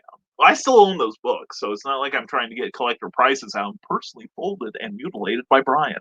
But yeah, it's a I think it's an individual question. I'd be curious. How do you guys and gals mark your places in books? How do you tell where you've stopped reading? Sometimes I actually memorize the page I last read, but that's a slippery slope to be sure. And Carl Wisman says, all of a sudden, none of us can afford Eric for covers now. Great. Yeah, seriously. He's become the higher price spread, shut up, Christian. And Eric mocks us with his laughter. Good for you. And Jessica Johnson, good morning, everyone. Mwah. Jessica, thank you for sharing this video. And hope everyone else will too. And hope you and Lonnie and everyone are doing well in Perryville. And Molly Dance, I used to dog ear the page, but now I use a bookmark. Fortunately, Kindle remembers what page I'm on. Yeah, that's been a help too, because it's tough to get that. Use one of Eric's postcards to mark my spot. And Jessica Johnson has a link to the Heroes for Kids organization out of Perryville, Missouri. So when the comic shows start up again, you need to contact Jessica Johnson to get the Heroes for Kids to your event. Why, Brian? Well, I'm glad you asked that. That's a very good question, and you're quite good looking this morning, by the way, because it's a great group of on-model cosplayers and Joey Gilliam and John B. Pica. Thank you, gentlemen, for sharing this video. Much appreciated. Really, really appreciate it. Because right now, Facebook is kind of, because I'm doing backlinks with Meredith and using more hashtags, Facebook is actively pushing down my reach. I don't show up in a lot of news feeds, so this helps. And when you guys put in your links to what you're working on, you now have more eyeballs in front of it. So there's a plan. The man has a plan. But anyway, if you have a plan to bring some people into your show using cosplay, contact the Heroes for Kids, Perrysville, Missouri. Great group of people. Love them to death. I really do. And Carl is being mocked with David Atkins laughter. I know a few people who are a little more expensive. Bill just sold a piece of art on commission for a few thousand. Bill, you got to give his name and we'll promote him. And he helps me with mine for free and gave me a lot of free art. Well, good for him and good for you. And Jessica Johnson has a link to Heroes for Kids Con, which will happen in 2021. It's going to be a great show. And the best part is the proceeds from the show, a portion of them will go to two very, very worthwhile charities. John B. Pica says, dude, I get PMs during my live shows all the time, especially during drive time. Live drives me crazy. Yeah, that's not safe. I've done some live stuff while driving, and I only did like promoting a show that I was on my way to, and I caught hell for it. Why you're broadcasting? You should be driving, not broadcasting. Well, I only do it when I'm the only person I can see on the road. And most roads I've been down more than once, so there's not many surprises for me, okay? But I stopped doing it. Mostly because I stopped having shows. Dang. Hey, Bill Lunsford, thank you. There you go, Dave. You got to plug your friends too, dude. It's not just you. Really should be a more well-known artist, but he is still making a good deal of money doing what he does, which is what is important. I agree with that. Yeah, I ran across Bill's artwork the other day in a comic. I don't remember which one. I was going to ask him about that. Very cool. And Carl Wisman, that's the key, David. Do what you love. I agree. And you know what they say, and it's true. If you it's sometimes hard work doing what I do, but I love what I'm doing, and you do it long enough, you do it right, it starts to pay off. So, and especially when you apply Rising Tide vigorously. And speaking of applying ourselves vigorously, there's Michaela Jade, author Michaela Jade. Here I am, she says, and I was taking photos for my newest book cover. Oh, darling. Care to share? Anyway, author Michaela J. Please check her out on Amazon. Just check her out in general. She's awesome. We love her. And David Atkins agreed. I am seriously wishing that I could go back to what I really love, but it was too expensive to keep doing. I used to be very, very good at bowling and pool, and they wanted me to go pro. I thought you were going to say porn. That's a relief. Anyway, the amount of money needed to go pro in many areas is not small. Going pro in art, sports, or even music is not cheap, even with YouTube. There is so much to consider when making something worthy. That's true. That's the nice thing about books. You can do books on the cheap and make them look good and professional. And Bill Sarn says, good morning, good Nevermorians. Bill Sarn, pleasure to have you here. Hope your morning's going well, sir. Author Michaela Jade, and you can't trust us. We keep Brian hopping. I know, and I love the challenge. And you keep me hopping, and I like to keep you squirming. Anyway, Harley Slavic, hashtag cheap plug, the best kind, as opposed to other plugs we could be talking about. And Bill Sargent says, I can't wait for the next Clever TARDIS Pending show. Yeah, that was great. I'm glad you liked it, Bill. We'll have more Doctor Who discussions just for you. Smart ass. Anyway, David Atkins, I mean that with love. When I was aiming to go pro in bowling, I had $400 worth of equipment, the memberships, the multiple times I had to practice, which was not cheap, and that is only bowling. In art, there is a lot more. That's true. And hashtag even cheaper plug from Carl Witzman.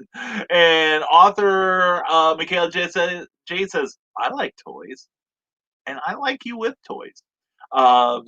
Pictures or it didn't happen. Anyway, David Atkins, what? Now I'm totally distracted from this show now. And I think Carl and Christian and a whole number of us have checked out at this point. For what I'm thinking. David Atkins, what has people spent on trying to be a pro in their current area of specialty? What would you say to those who swear that some are gifted in areas and do not need to practice or work hard to succeed? I would say that some people are more intellectually or physically inclined to perform certain professional acts, which includes porn. But I would think. But for my limited research, uh, but for writing, for instance, some people can have a propensity for stringing sentences and story ideas together, uh, while others it can be more of an effort. In my at my level in publishing, which is not the uppermost, I will say, but we're proud of what we do. I do have certain expenses. Like right now, I'm having to pay artists to do covers for me because we want to move up to the next level art wise, and also I pay people to do certain editorial things for me, certain editorial functions. I also have uh, like I buy my ISBN numbers to increase my viability in the marketplace and not rely on Amazon so much. And let's see if I miss anybody here. I'm just making sure. But anyway, yeah, there are some expenses. But you can get by without a lot of them. In fact, when you're starting writing, the only expense you really shouldn't try to get around is buying your books wholesale so you can resell them at a profit.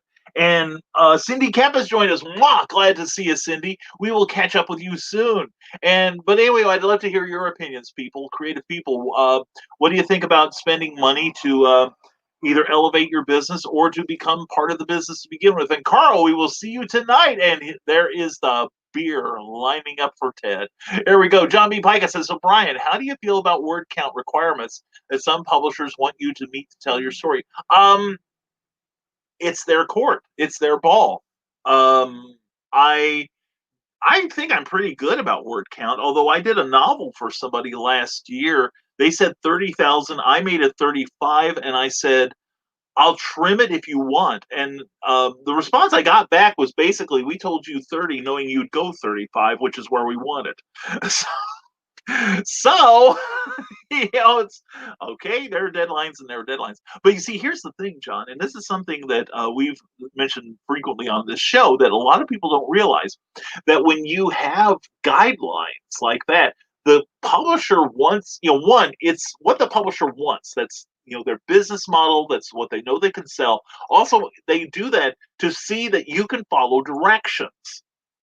And if you can, it shows that you can be worked with. Whereas if you say, okay, we've got a 30,000 word count limit, and you turn in like 900,000 and say, well, I don't want you touching anything, they know you're going to be a little tough to deal with, and maybe you don't want to get that contract out with them. But anyway, yeah, I have no problem because a lot of times the word count, especially nowadays in independent publishing, is a part of the marketing because they know that it will be a certain level of expense, mostly in the physical dimensions of the book, and thus a thicker book is more expensive to produce than a thinner book. And a lot of companies have success with thinner books. In fact, we are probably going to work on a trilogy next year. I came up with an idea for a book, which turned into a trilogy, of course, and we will see what happens with that. But anyway, yeah, I have no problem with it, John. Do you? And do anyone else who's a writer here? Do you have any issues with any of your publishers' not creativity, but their word count restrictions or any other business practice they have? Bill Sarton says, let's hope that Carl gets drunk tonight on Grumpy Uncle Carl's Drunken Rant tonight at 7 p.m. Central Time. We can count on Donna getting gassed and giggling. We can also count on her reading my obscene remarks, too, so that will work out well. And hashtag bring Cookie home. Thank you, Bill Sarton. Thank you so much, brother. Appreciate it so much. And David Atkins says, well, I can't stay any longer. Couch is coming, and my wife wants to watch TV with me. Well, who can blame her? I dare not defy her. That's right, by God. Don't piss her off. Everyone stay strong and be great this weekend. Share a smile with someone. Love you guys. Love you too, David, man. You have a great weekend. You and your honey have a great weekend. All right. And rest up, David. Seriously, the battle is yet to come. We need every soldier we can get. John B. Pike, I'm going to produce WallCon, a pop-up con at Walmart, but don't tell Walmart. Your secret is safe with me, sir. You're just gonna set up like a little white tent outside, and hand out masks. No, you're not gonna hand out masks. What am I saying? Uh, anyway, um, oh man, that is fun. That'd be fun. And Phil Thompson says, "I like to write a book with you real soon. Hopefully now, and how you get out of slump when you feel like not writing." Philip, uh, collaborations could happen. You never know. Right now, I'm booked until well into next year, unfortunately. But as far as getting out of slump, now that's useful to talk about. I do get slumps. I am prone to depression. I will say that, and I take no medication for it because I'm an idiot. But anyway, and I seek no professional help because again, I'm an idiot. But as far as when I don't feel like writing, I do it anyway because that's a professional, and I'm a professional. Um, it's like when you go to your regular job, if you work in an office, um, when you work retail, when you work at Walmart, where you work at a restaurant, you don't call in and say, "Well, I just don't feel like coming in today," because they'll make sure you don't have to come in today or tomorrow or any day after that, except to pick up your final paycheck. In fact, when I worked at the water company, I had a woman just call up. I was listening to my supervisor. He called me into his office and said, "You want to come hear this?" And I'm like, "Okay." And he played one of my coworkers who reported to him saying, "Well, I don't feel like coming in today, so I'll see you guys tomorrow." And so I was working payroll at the time. He said, "I wanted you to hear that because I want you to put it in your notes when you put in her 0 hours today. I am not allowing her to take vacation or sick day. And I'm keeping this message." And she never did that again. Go figure. Michaela J says, "Oh, now I'm on YouTube. Can you see me now?" "Yeah, Michaela, how you doing?" "Hey, don't button up that top button, huh? You look fine as it is." And Harley Sivik says, "I would love to be in B movies." Oh, that's fun. It is fun. It really is. I have been in B movies. They're great. Thinking about writing a screenplay that has one person in the film who is a writer struggling for his big break as he struggles with himself and coping with life events. Why not? Maybe something during a global outbreak of say something like the My Sharona, Miley Cyrus, Peter pandemic. You never know. Draw from real life, man. Draw from real life. And there she is. Happy Friday. Mwah, Cindy Cap. Glad to have you here. That's CKOEPP.com and sign up for the best newsletter in the business. I finally got around to reading the latest one, Cindy. It was, as always, amazing. Great, great stuff you come up with. Seriously. Hashtag, it's awesome. And also don't forget CKOEPP.com as well as bearpublications.com for the latest work from Cindy, and that's Animal Eye. Check it out. And I'll get to your PM later, Cindy. Didn't have time today. And David Atkins says, "Get things done. Things done. Then get things done. Get more things done. After that, get things done." You heard it. Get things done. And when you are done there, get things done. Do not forget that you need to get things done, and you should get things done. That's right. Good advice, David. And I also go by Winston Churchill's classic speech: "Never, never, never, never, never, never, never give up." Thank you, David. Have a great weekend, man. And Harley Slavic says, "I used to be a post-it placeholder guy." Oh, yeah, that's how I wrote my first. Actually, it wasn't we didn't have post-it notes when I wrote my very first novel back in the '70s.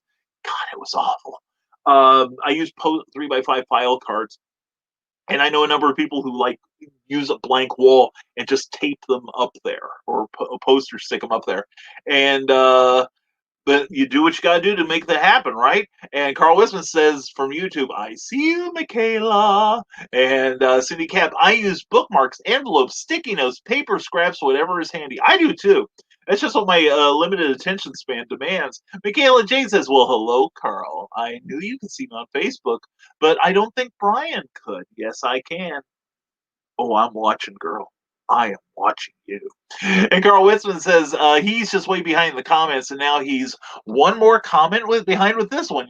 Thanks for nothing.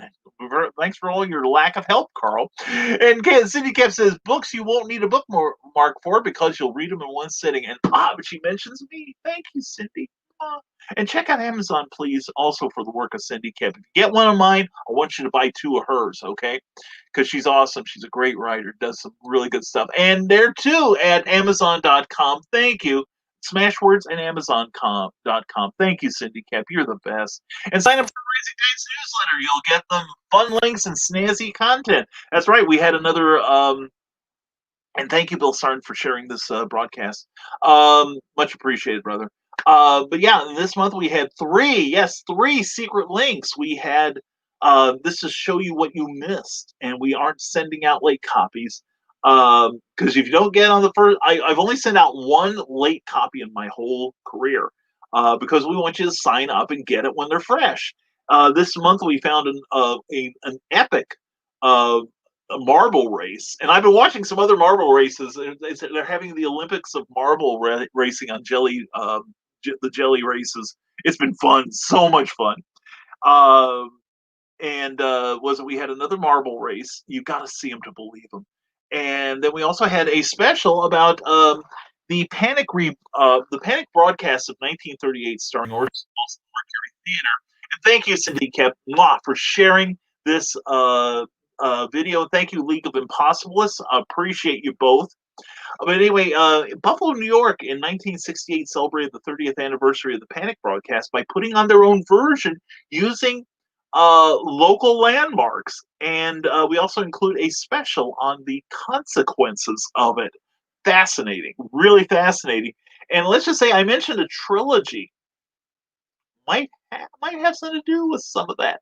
Might revolve around a little bit. And City Captain, don't forget to tip the host. Yes, thank you very much for that. And see, with that little plug there, let's read our screen, shall we?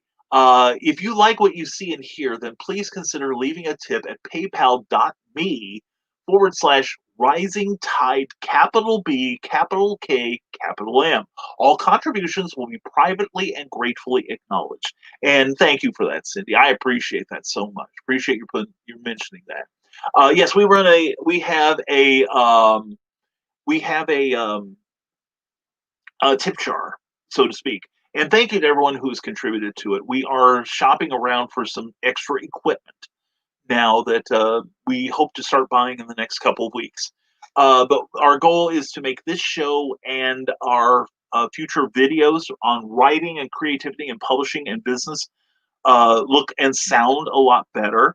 And thank you, Uncle Carl. We're going to be putting up that green screen soon. We finally cleared out a little area for it. It's so cool. And we've got all kinds of really fun things coming up that I think you'll appreciate. So please check out what we do, and if you like what you're hearing and seeing, please consider a gift. All right, if you will. And like I said, it's not going to go towards my comic book buying. It's not going to go towards buying Christian that dino porn he craves so much, and he does. Oh yeah, another satisfied customer. But anyway, no, it's going to go straight into our businesses, and we thank everyone who's contributed so far. So anyway, Cindy Kemp says, did y'all see the announcement for Luke Stone's Indiegogo for a trade paperback version of the Hybrids? Yes, I did. And I saw that you had volunteered to be one of the writers of the story he's doing. Good for you. I also put my hat in the ring too. Because I love Hybrids. Hybrids is a great comic, and I'm really excited to see the trade of that come out. And Michaela Jade says, I was playing with a big sword this morning. Oh, that's what we're calling it now. Very cool. Good for you. I hope the sword was happy too. John B. Pica, you pervy freaks. I need to hang out with you more often. Yes, you do. My God, yeah, in fact, I had a private conversation with an old friend of mine, and she was, she's looking to become an actress, and God bless her for it. She's a very nice lady. She's a wonderful lady. She really has got a good heart, and she is attractive, and I perv on her as I do most everyone. And I was telling her that about my trustworthiness as a perv, and she was agreeing. This is very reassuring. So, John, if you need some perving lessons, we are the place. We are the learning place here. And yes, I have pictures of this, Michaela. I can't wait to see him. I guess I bet it was a big sword. And is that what the kids are calling it nowadays? Carl's on the same wavelength I am. And Michaela mocks him with her laughter. And Cindy Kemp says, are you a comic book artist looking for a project? Bear Publications is looking for an artist for a 6-episode miniseries based on my game-lit novel Animal Eye. Contact me and I'll fill you in on what details I have. Cindy, feel free to post that on my stuff, on my pages, okay?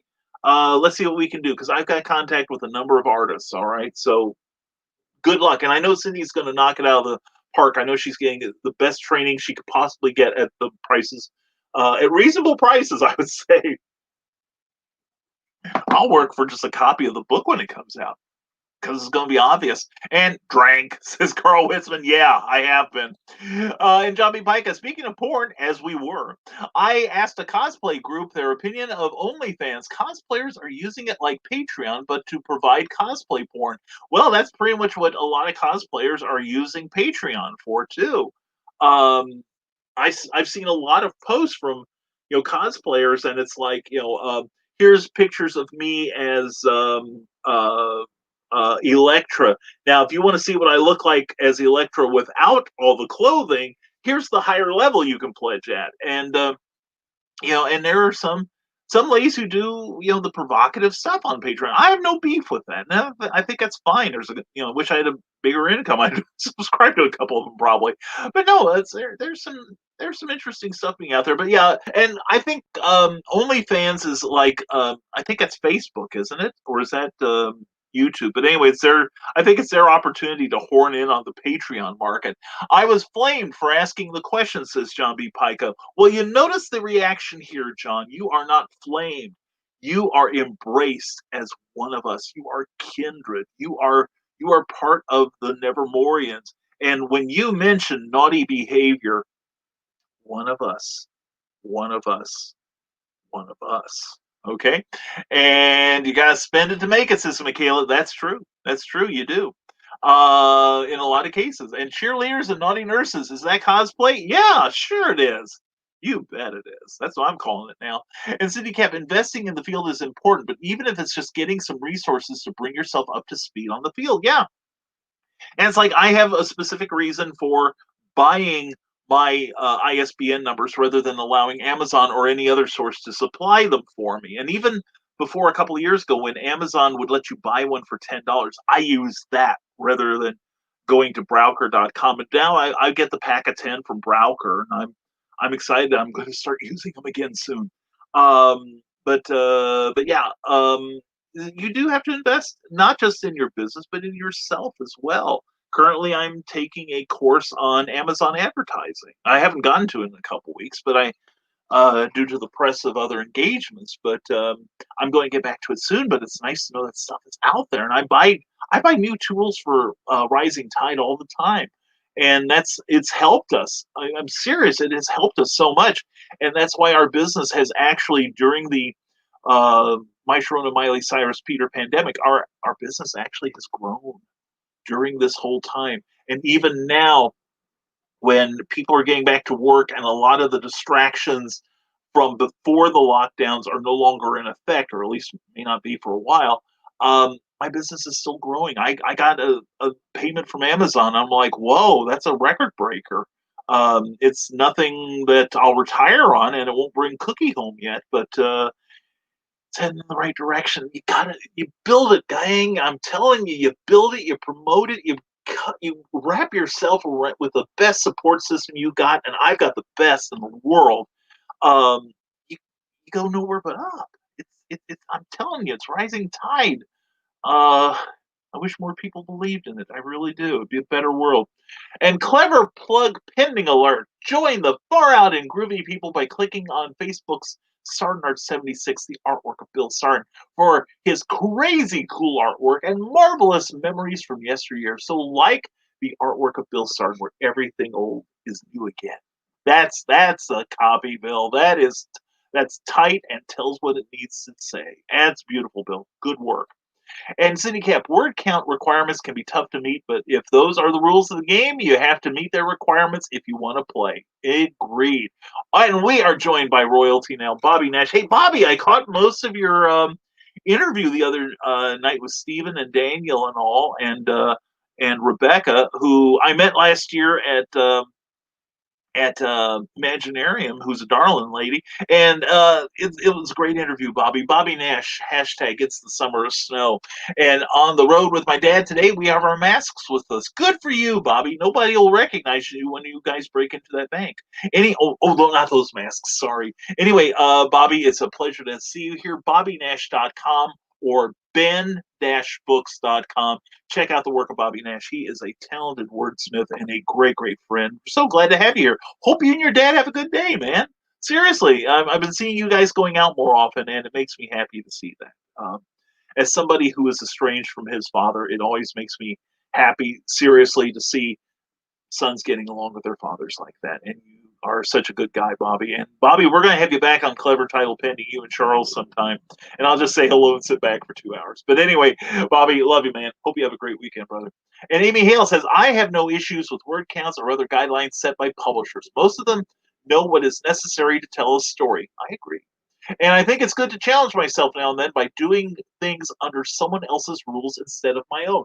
Yeah, I agree with that completely, Amy. And I think you're probably like me, that I do like working. I prefer working for myself. I prefer self-publishing, but I also love being published by other people, not just for my fragile ego. The fact that somebody would pay to have my work under their corporate umbrella, but the idea, I learn from other working with other editors, other publishers. I learn a lot of stuff that comes back to help me, and especially now that I'm starting to publish other people. Which, by the way, we're still working on Doc Saga Book One. Oh man, I'm excited by that. I really am. I'm reading some really great stuff right now. And as soon as I get this comic script done, I will get back to Doc Saga. Cindy Cap says word count requirements can be a good challenge to skills. I totally agree. When The Chameleon Sings, the Doc Saga tale I wrote started out way too many words, it became an exercise in writing tight, finding stronger verbs, and figuring out what parts I really needed to tell the tale. Cindy, I agree completely. In fact, uh, confession time, confession time.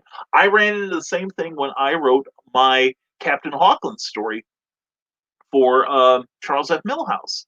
And I did go over my word count, but the thing is, if you don't, once you get the gig, and sometimes you can reach a point where I don't know where I can cut from this point. I'm too close to the work, and I think I was like about 1,500 words over my word count, and I wrote Charles. I said, dude, can I send it to you and you tell me what needs to be cut? And he said, we'll work on it, man. And keeping a good relationship with your editor slash publisher is essential to success in this field. I feel. I worked with Michael Urie, the amazing Michael Urie, on Back Issue Magazine and Retro Fan. I had one time where one of the last articles I wrote for Back Issue, I couldn't get a hold of one person that was actually essential to the article. I wanted some quotes from him, and I couldn't catch up with the guy because he's constantly traveling, or he just didn't want to talk to me. One of the two. But anyway, I told my editor that I'm going to need like 3 more days to edit. I can make the piece work as is. I can't get a hold of the guy. I'm going to go with what I've got because I've got quotes from people he worked with and on the series, and I've got some quotes from the guy online. But I need 3 days to edit this piece down to your word count. Can I get it? And I said, I just need 3 days. That's all. And he said, Michael just wrote back and he started with LOL. He said, Brian, just take a month if you need it. All right. It's okay. And I'm like, this is like your deadline. I worked in newspapers. It's like we have deadlines for a reason. And Michael wrote back, and he used to work for a company called Comico back in the 80s. It was his first pro gig after writing for the fan press.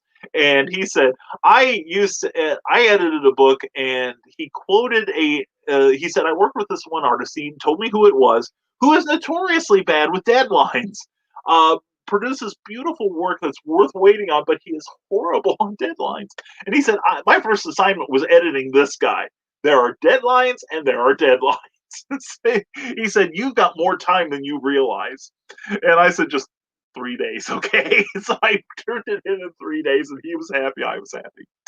So anyway, yeah, so yeah, I agree. I agree with you, Cindy, and with Amy, that I don't have any issues with it either. I find it a challenge to work on with other people's standards, and as long as they're high. And the challenge makes me a better writer. And Cindy Kevin, I know you're far gone from here by the time I read this, sweetheart. Fib, Fibberty Gibbet. Fibberty Gibbet. There, I'm reminded of more words when I work with Cindy. She's awesome. I love this gal. I am out of break. I'll catch up to y'all later. In the meantime, go check out the books The Zon has on sale by Cindy Kemp. That's CKOEPP.com. Check out her newsletter. Check out her website. Check out her work. She is amazing. Cindy, we love you. And I know you're back at work, hard at work again, but thank you for being here, and we love you. We'll see you Monday, hopefully. Bill Sarton says, speed up on those comments, Brian. There's no cops on this stretch of the highway. Well, Bill, I think I'll just skip all of yours. How's that? That'll catch me up in no time. Michaela Jade, okay, serious question for all creators. A friend of mine writes historical romance. Her heroes are Southern officers from the Civil War. She had an editor tell her she was afraid of the backlash. Ooh. The author lost her drive to write it because of it. What say you? Write as is or rewrite the heroes? Wow, that is an excellent question. Let me get Carl's here, and then we'll catch up. I got writing assignments just because I got stuff in before the deadlines. Me too, Carl. I mean, I have made more deadlines early than I've made them on time, and I've only gotten like a couple. I've only had a couple of times in the last 30 years where I have been over the deadline. So, and editors appreciate that. See, a lot of people don't realize you want to get in good with an editor, make their lives easier, make their jobs easier, turn in stuff so it's already formatted the way they use. Working for Prose Press, I have to format my own manuscript a certain way to make it so that their people can process it more quickly. Same with working for Tomorrows. You have to format the scripts in a certain way. So anyway, let's see. And Bill Sarden says, an author friend of mine once told me that if you can master the art of Japanese haikus, it can help you with word counts for novels. And that's kind of true.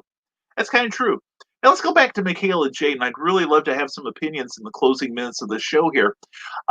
Serious creator, a friend of mine writes historical romance. Her heroes are Southern officers from the Civil War. She had an editor tell her she was afraid of the backlash. The author has lost her drive to write because of it. What say you? Write as is or rewrite the heroes? My opinion, and I will start this out. I will say, one, I'm sorry she hit this roadblock. I really am. I would say write it anyway, to be honest. Unless to appease this editor, write the way this editor wants it to be presented, and then don't send anything back there ever again. Break your contract if you have to. Um, yeah, I can see right now, writing in America at least, writing a positive person working for the Confederacy would probably be as popular as writing, um, like from the point of view of a Nazi soldier in Germany. It's a rough road. And the thing is, who knows where the pendulum will swing? In 5 years, that book could be viable again.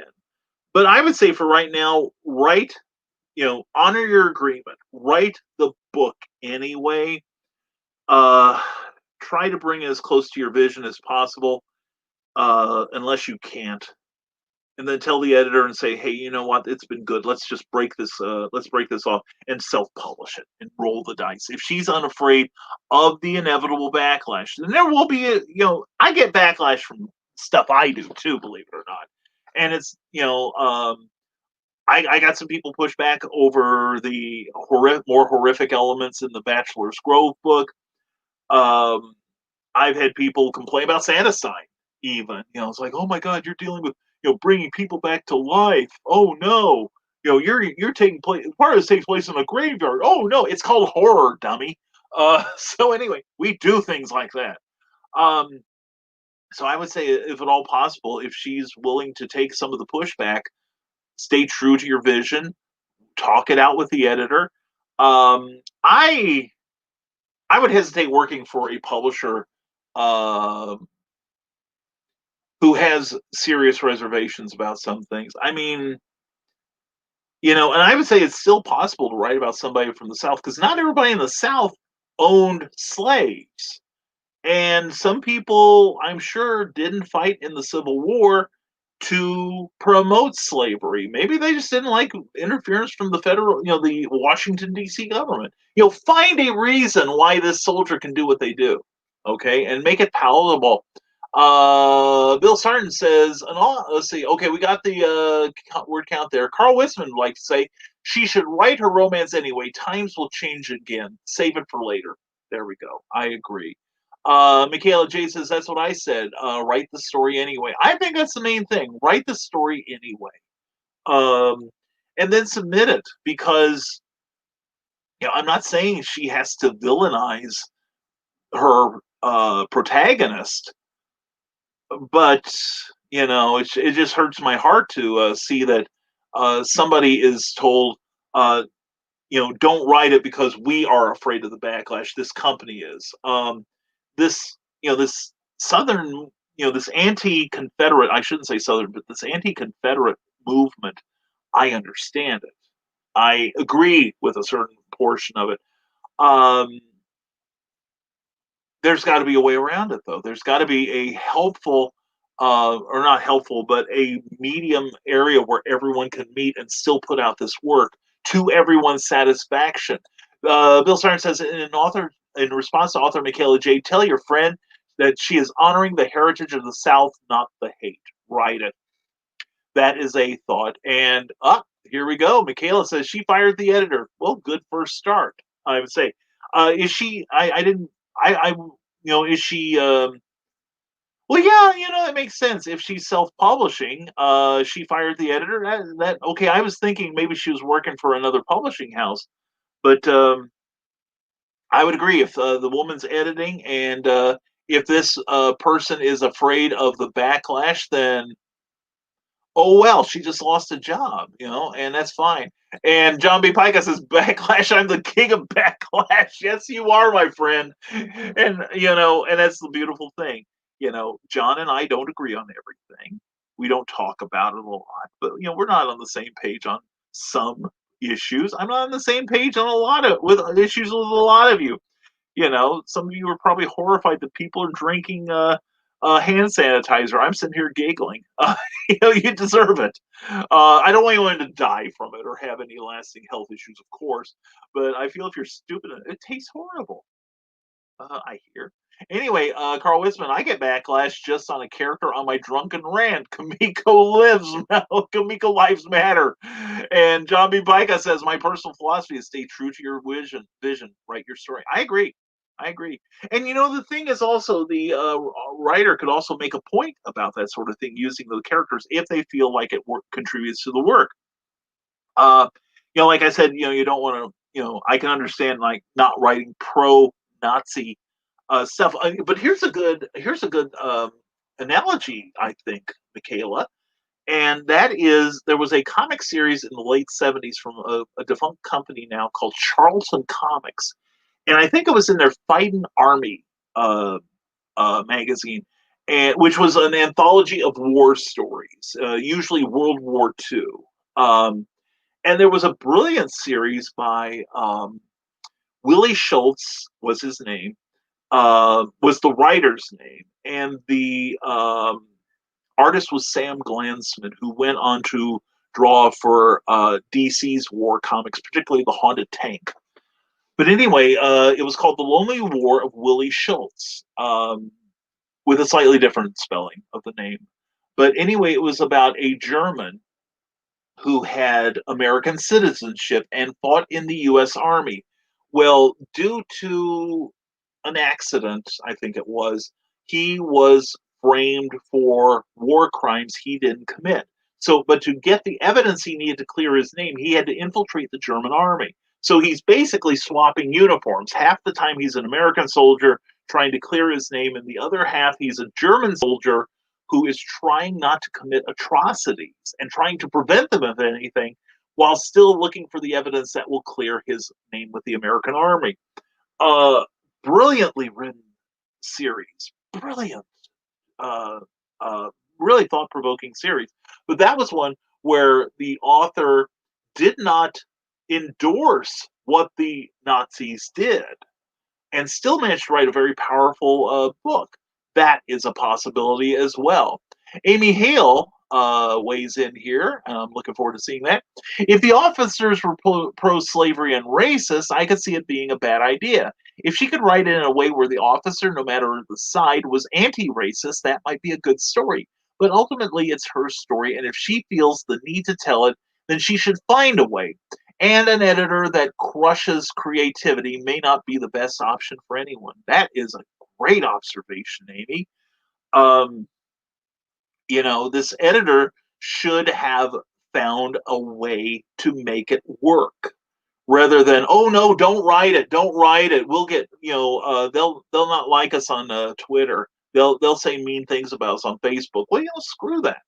A lot of people write stuff that's not popular, but it's good to read. And I'm not saying just for entertainment. Look at Upton Sinclair and The Jungle. I'm sure Upton Sinclair got a certain amount of pushback. I know he did from the media industry, but and from local Chicago people of power. But some things need to be written. And you look at something like Gone with the Wind. I've read the novel. I've not just seen the movie, but I've read the novel. It was not a glorification of the Southern way of life. It was not a glorification of slavery.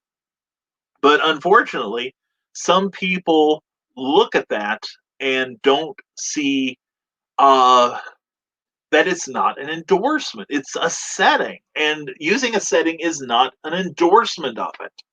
Okay? It's just like Band of Brothers or war movies like that. They're not endorsing war. If anything, they're pointing out the inequities of it, the tragedies of it. Full Metal Jacket was not an Apocalypse Now. We're far from endorsements of the Vietnam War. See what I'm saying? Amy, I think you hit gold there. I agree. John B. Pica, and your work should evoke a response. Agreed, John. Good observation. People should either love you and your work or hate it. If they are indifferent, then you haven't succeeded. That's a super point, John. I love that. And Bill Sargent says, got to get going and work on a complicated commission that's occupied most of my week. Great show as always. Thank you, Bill. And you helped make it that way, brother. Everyone have a great weekend. Via con dias amigos. And happy trails till we meet again. Bill, have a great weekend. And Carl Wisman says, and wait until people read the Mad Gasser Cheerleader. I am holding fast for the backlash there. Well, the thing is, and I've got to move that onto my to-read pile because it's a short little read, but it's a beautiful cover by Eric Hawkins. How can you resist that? And I've flipped through it. It looks like a good time. I'm going to put that on my gotta read soon pile. All right, which is about 3 feet high by now, because I have some very talented friends. John B. Pica, you know what this does this brilliantly? The Man in the High Castle TV show.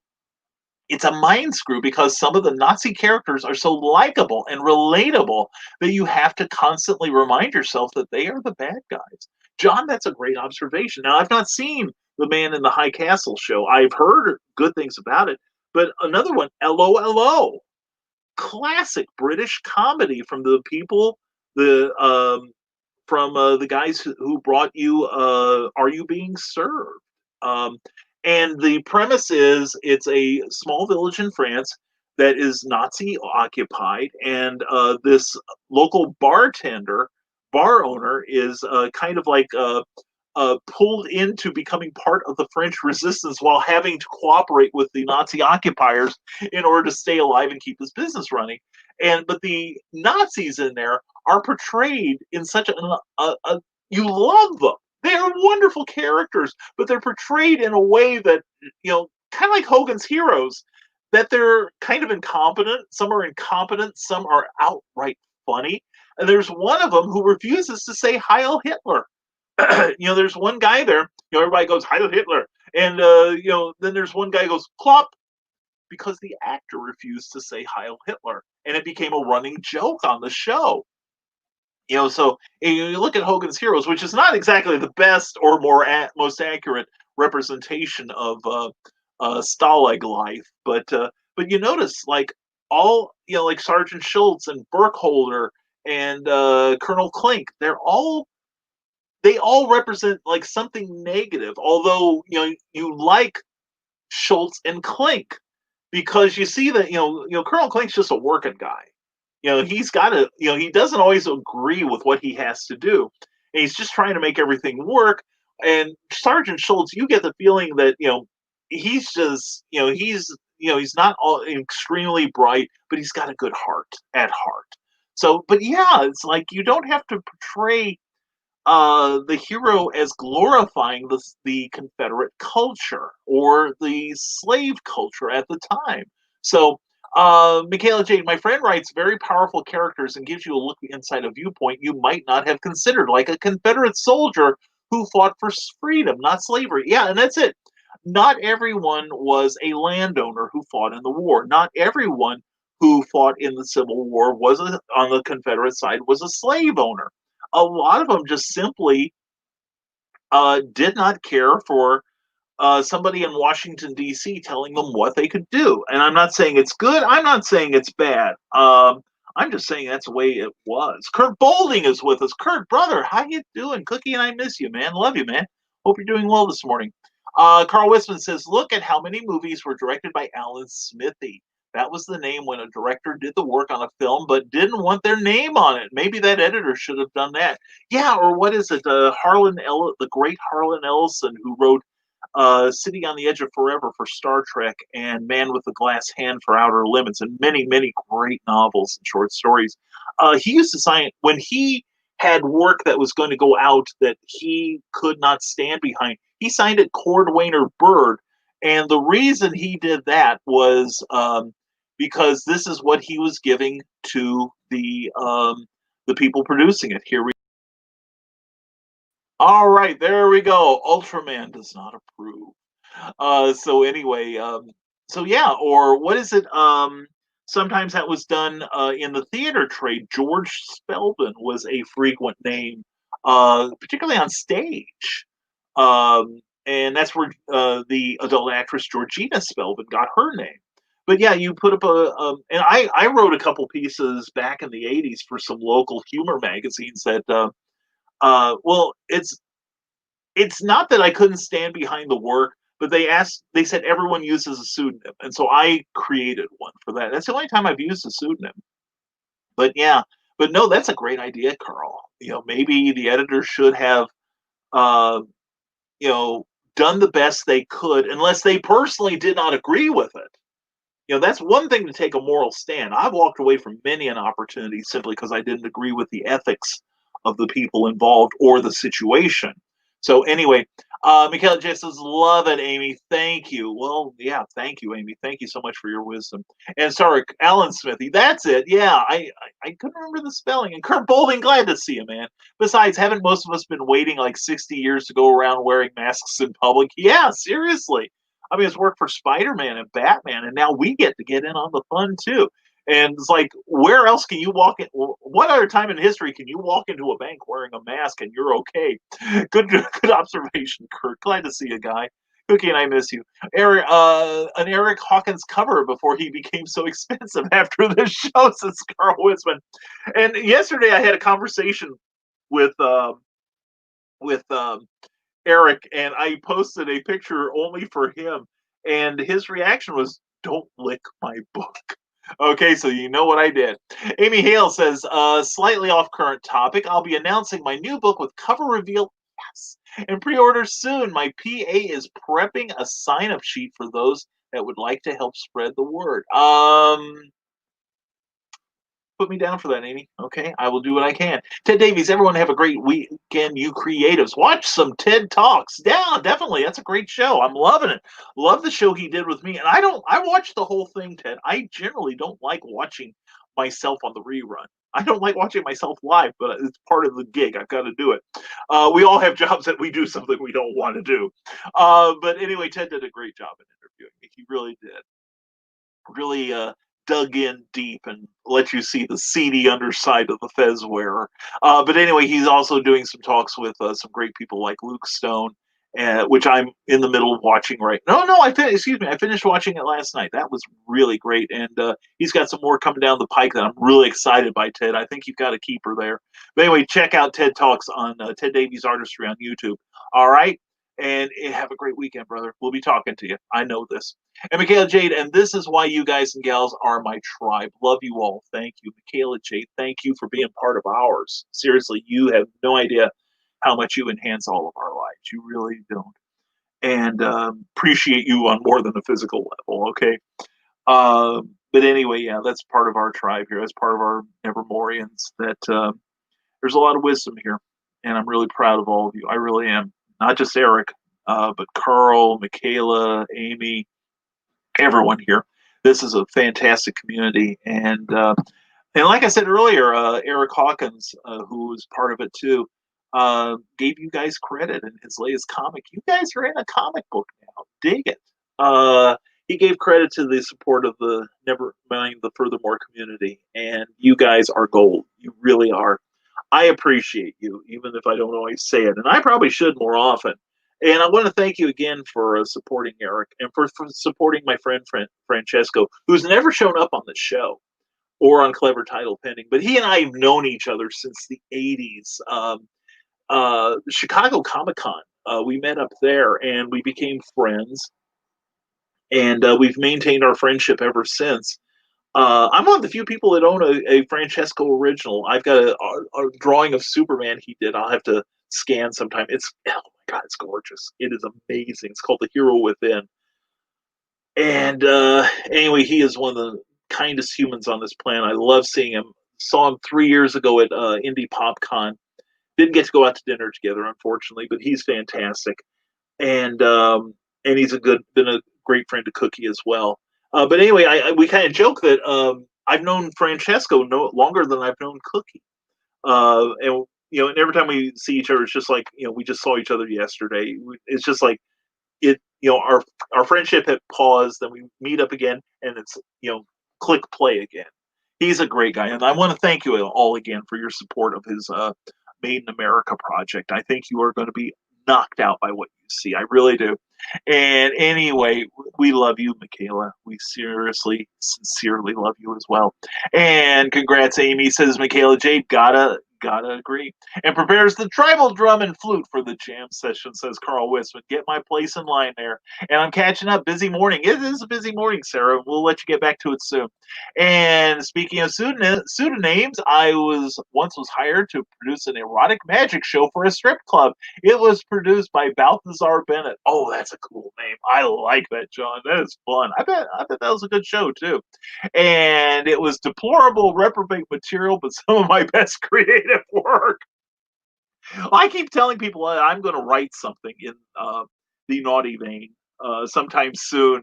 And we will be using a pseudonym for that because I have relatives who would not exactly be thrilled that I am lending my talents to such endeavors. But it's going to be fun. And it'll almost be a parody, if anything. And Kamiko is no goddess. That is the first thing an unbeliever would say. We will forgive your blasphemy, Sarah. We love you anyway. We love you still. We love you before. We love you always. Anyway, I think this is a good time to wrap up stuff here. We appreciate your comments, each and every one of them. You guys have been fantastic, and of course, I know this episode is going to be admired by everyone, almost. And we're gonna have a lot of fun this weekend, aren't we? And backlash, says Carl Witzman. Look out. Anyway, we hope that you all have a great weekend. We thank you so much for your support of this show as always, and thank you for the great conversation. It's I love it when we go off on serious topics. I really do. It makes me happy because you gals have so much wisdom that I appreciate your sharing. And John B. Pica says it's best. Have a great weekend, John. Thank you for being here. Thank you for your observations. Thank you for being you. And you have a great weekend too. And check out John B. Pica. Check out the League of Impossibilists on Facebook. Also, Impossibilists on Patreon, where you can see exclusive comic book material before it hits the stands, and some unique videos and all kinds of impossible goodness. Also, a timeline for the Impossibles, which is great reading. John, thank you for letting me see that, and hope you have a great weekend yourself, my brother. Thank you for everything. But anyway, like I said, we are going to probably sign off now. We've got a comic book script to write. Plus, we got to get back on Doc's Saga. I'm enjoying that so much. This has been so much fun. And we've got some people to contact about stuff related to it. So you've got stuff to do, and we hope you spend the weekend constructively. We hope you have a great weekend as well, whatever you plan to do. There's some beautiful weather outside in the Midwest, and we hope you'll take advantage of it. I think next week's going to start up storms again. So enjoy the sunshine and slightly cooler weather while you can. It's August in the Midwest, so you never know what's going to happen. So definitely enjoy the weekend. We hope you get some creative stuff done. And we've got some closing comments. Sarah says, Kamika's got to go. I'll leave the show while she's on, then return afterwards. And, whoa, she's gone after night, says Carl Witzman, to which Sarah says, yay, come by tonight, Sarah, please. And see her get fired. Uh-oh. It sounds like a great plan, Carl. Well, I'm going to push back on that, Carl. But anyway, check out the Drunken Rant tonight on Uncle Carl's Secret Humor page. And if you want to join it, you must have a good sense of humor, and you must not be easily offended, because you could be and probably will be. So anyway, contact Carl, contact Sarah, contact Carlene, contact me, and we can get you on board that page. Okay.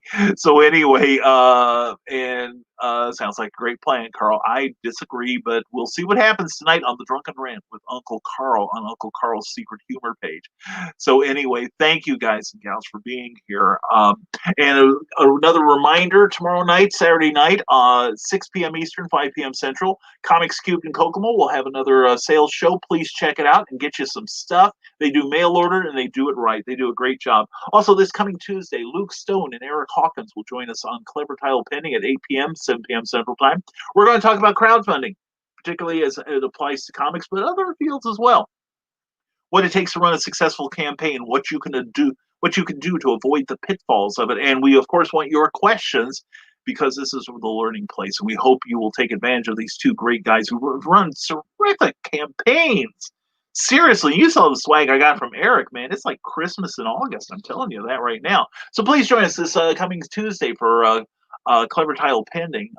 It's at 8 p.m., 7 p.m. Central. And we know you'll enjoy the show. And please share this video with everyone you know. And also, be sure to check out our website, risingtide.pub, where you can subscribe to our free monthly newsletter. Every month, I list what's going on with Rising Tide Publications, and there's always something going on there. My personal appearance schedule, guest editorials, such as this month with John B. Pica and Meredith Walgren on the upcoming Terraform Comics events that are coming up. We also have occasional book discounts and special offers, motivation, education, inspiration, and usually at least 2 secret links that are sure to delight you.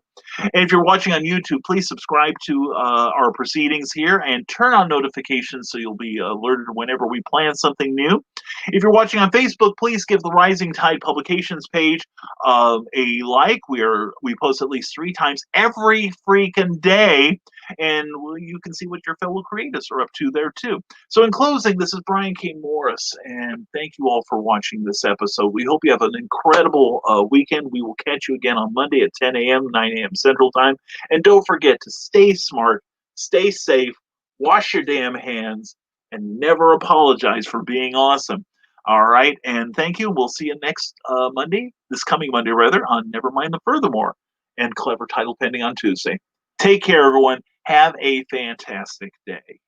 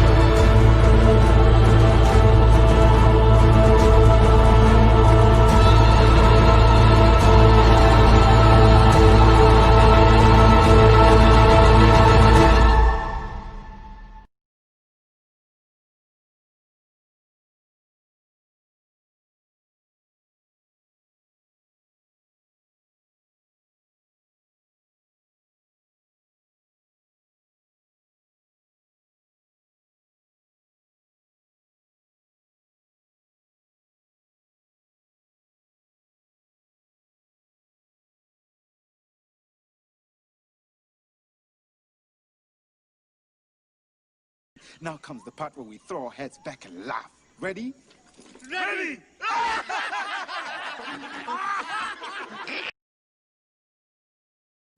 Thank you for tuning in to Nevermind the Furthermore, a Rising Tide Publications and Brian K. Morris production. Member of the Comic Book Advocating Network and sponsored by GeekInsider.com. Become part of our show with sponsorship and advertising opportunities. For details, contact advertising at geekinsider.com or visit podcast.geekinsider.com. The Geek Insider podcast is available on your favorite app, so please hit the follow button and share it out to your friends. Because if you don't, you might have to turn in your geek card.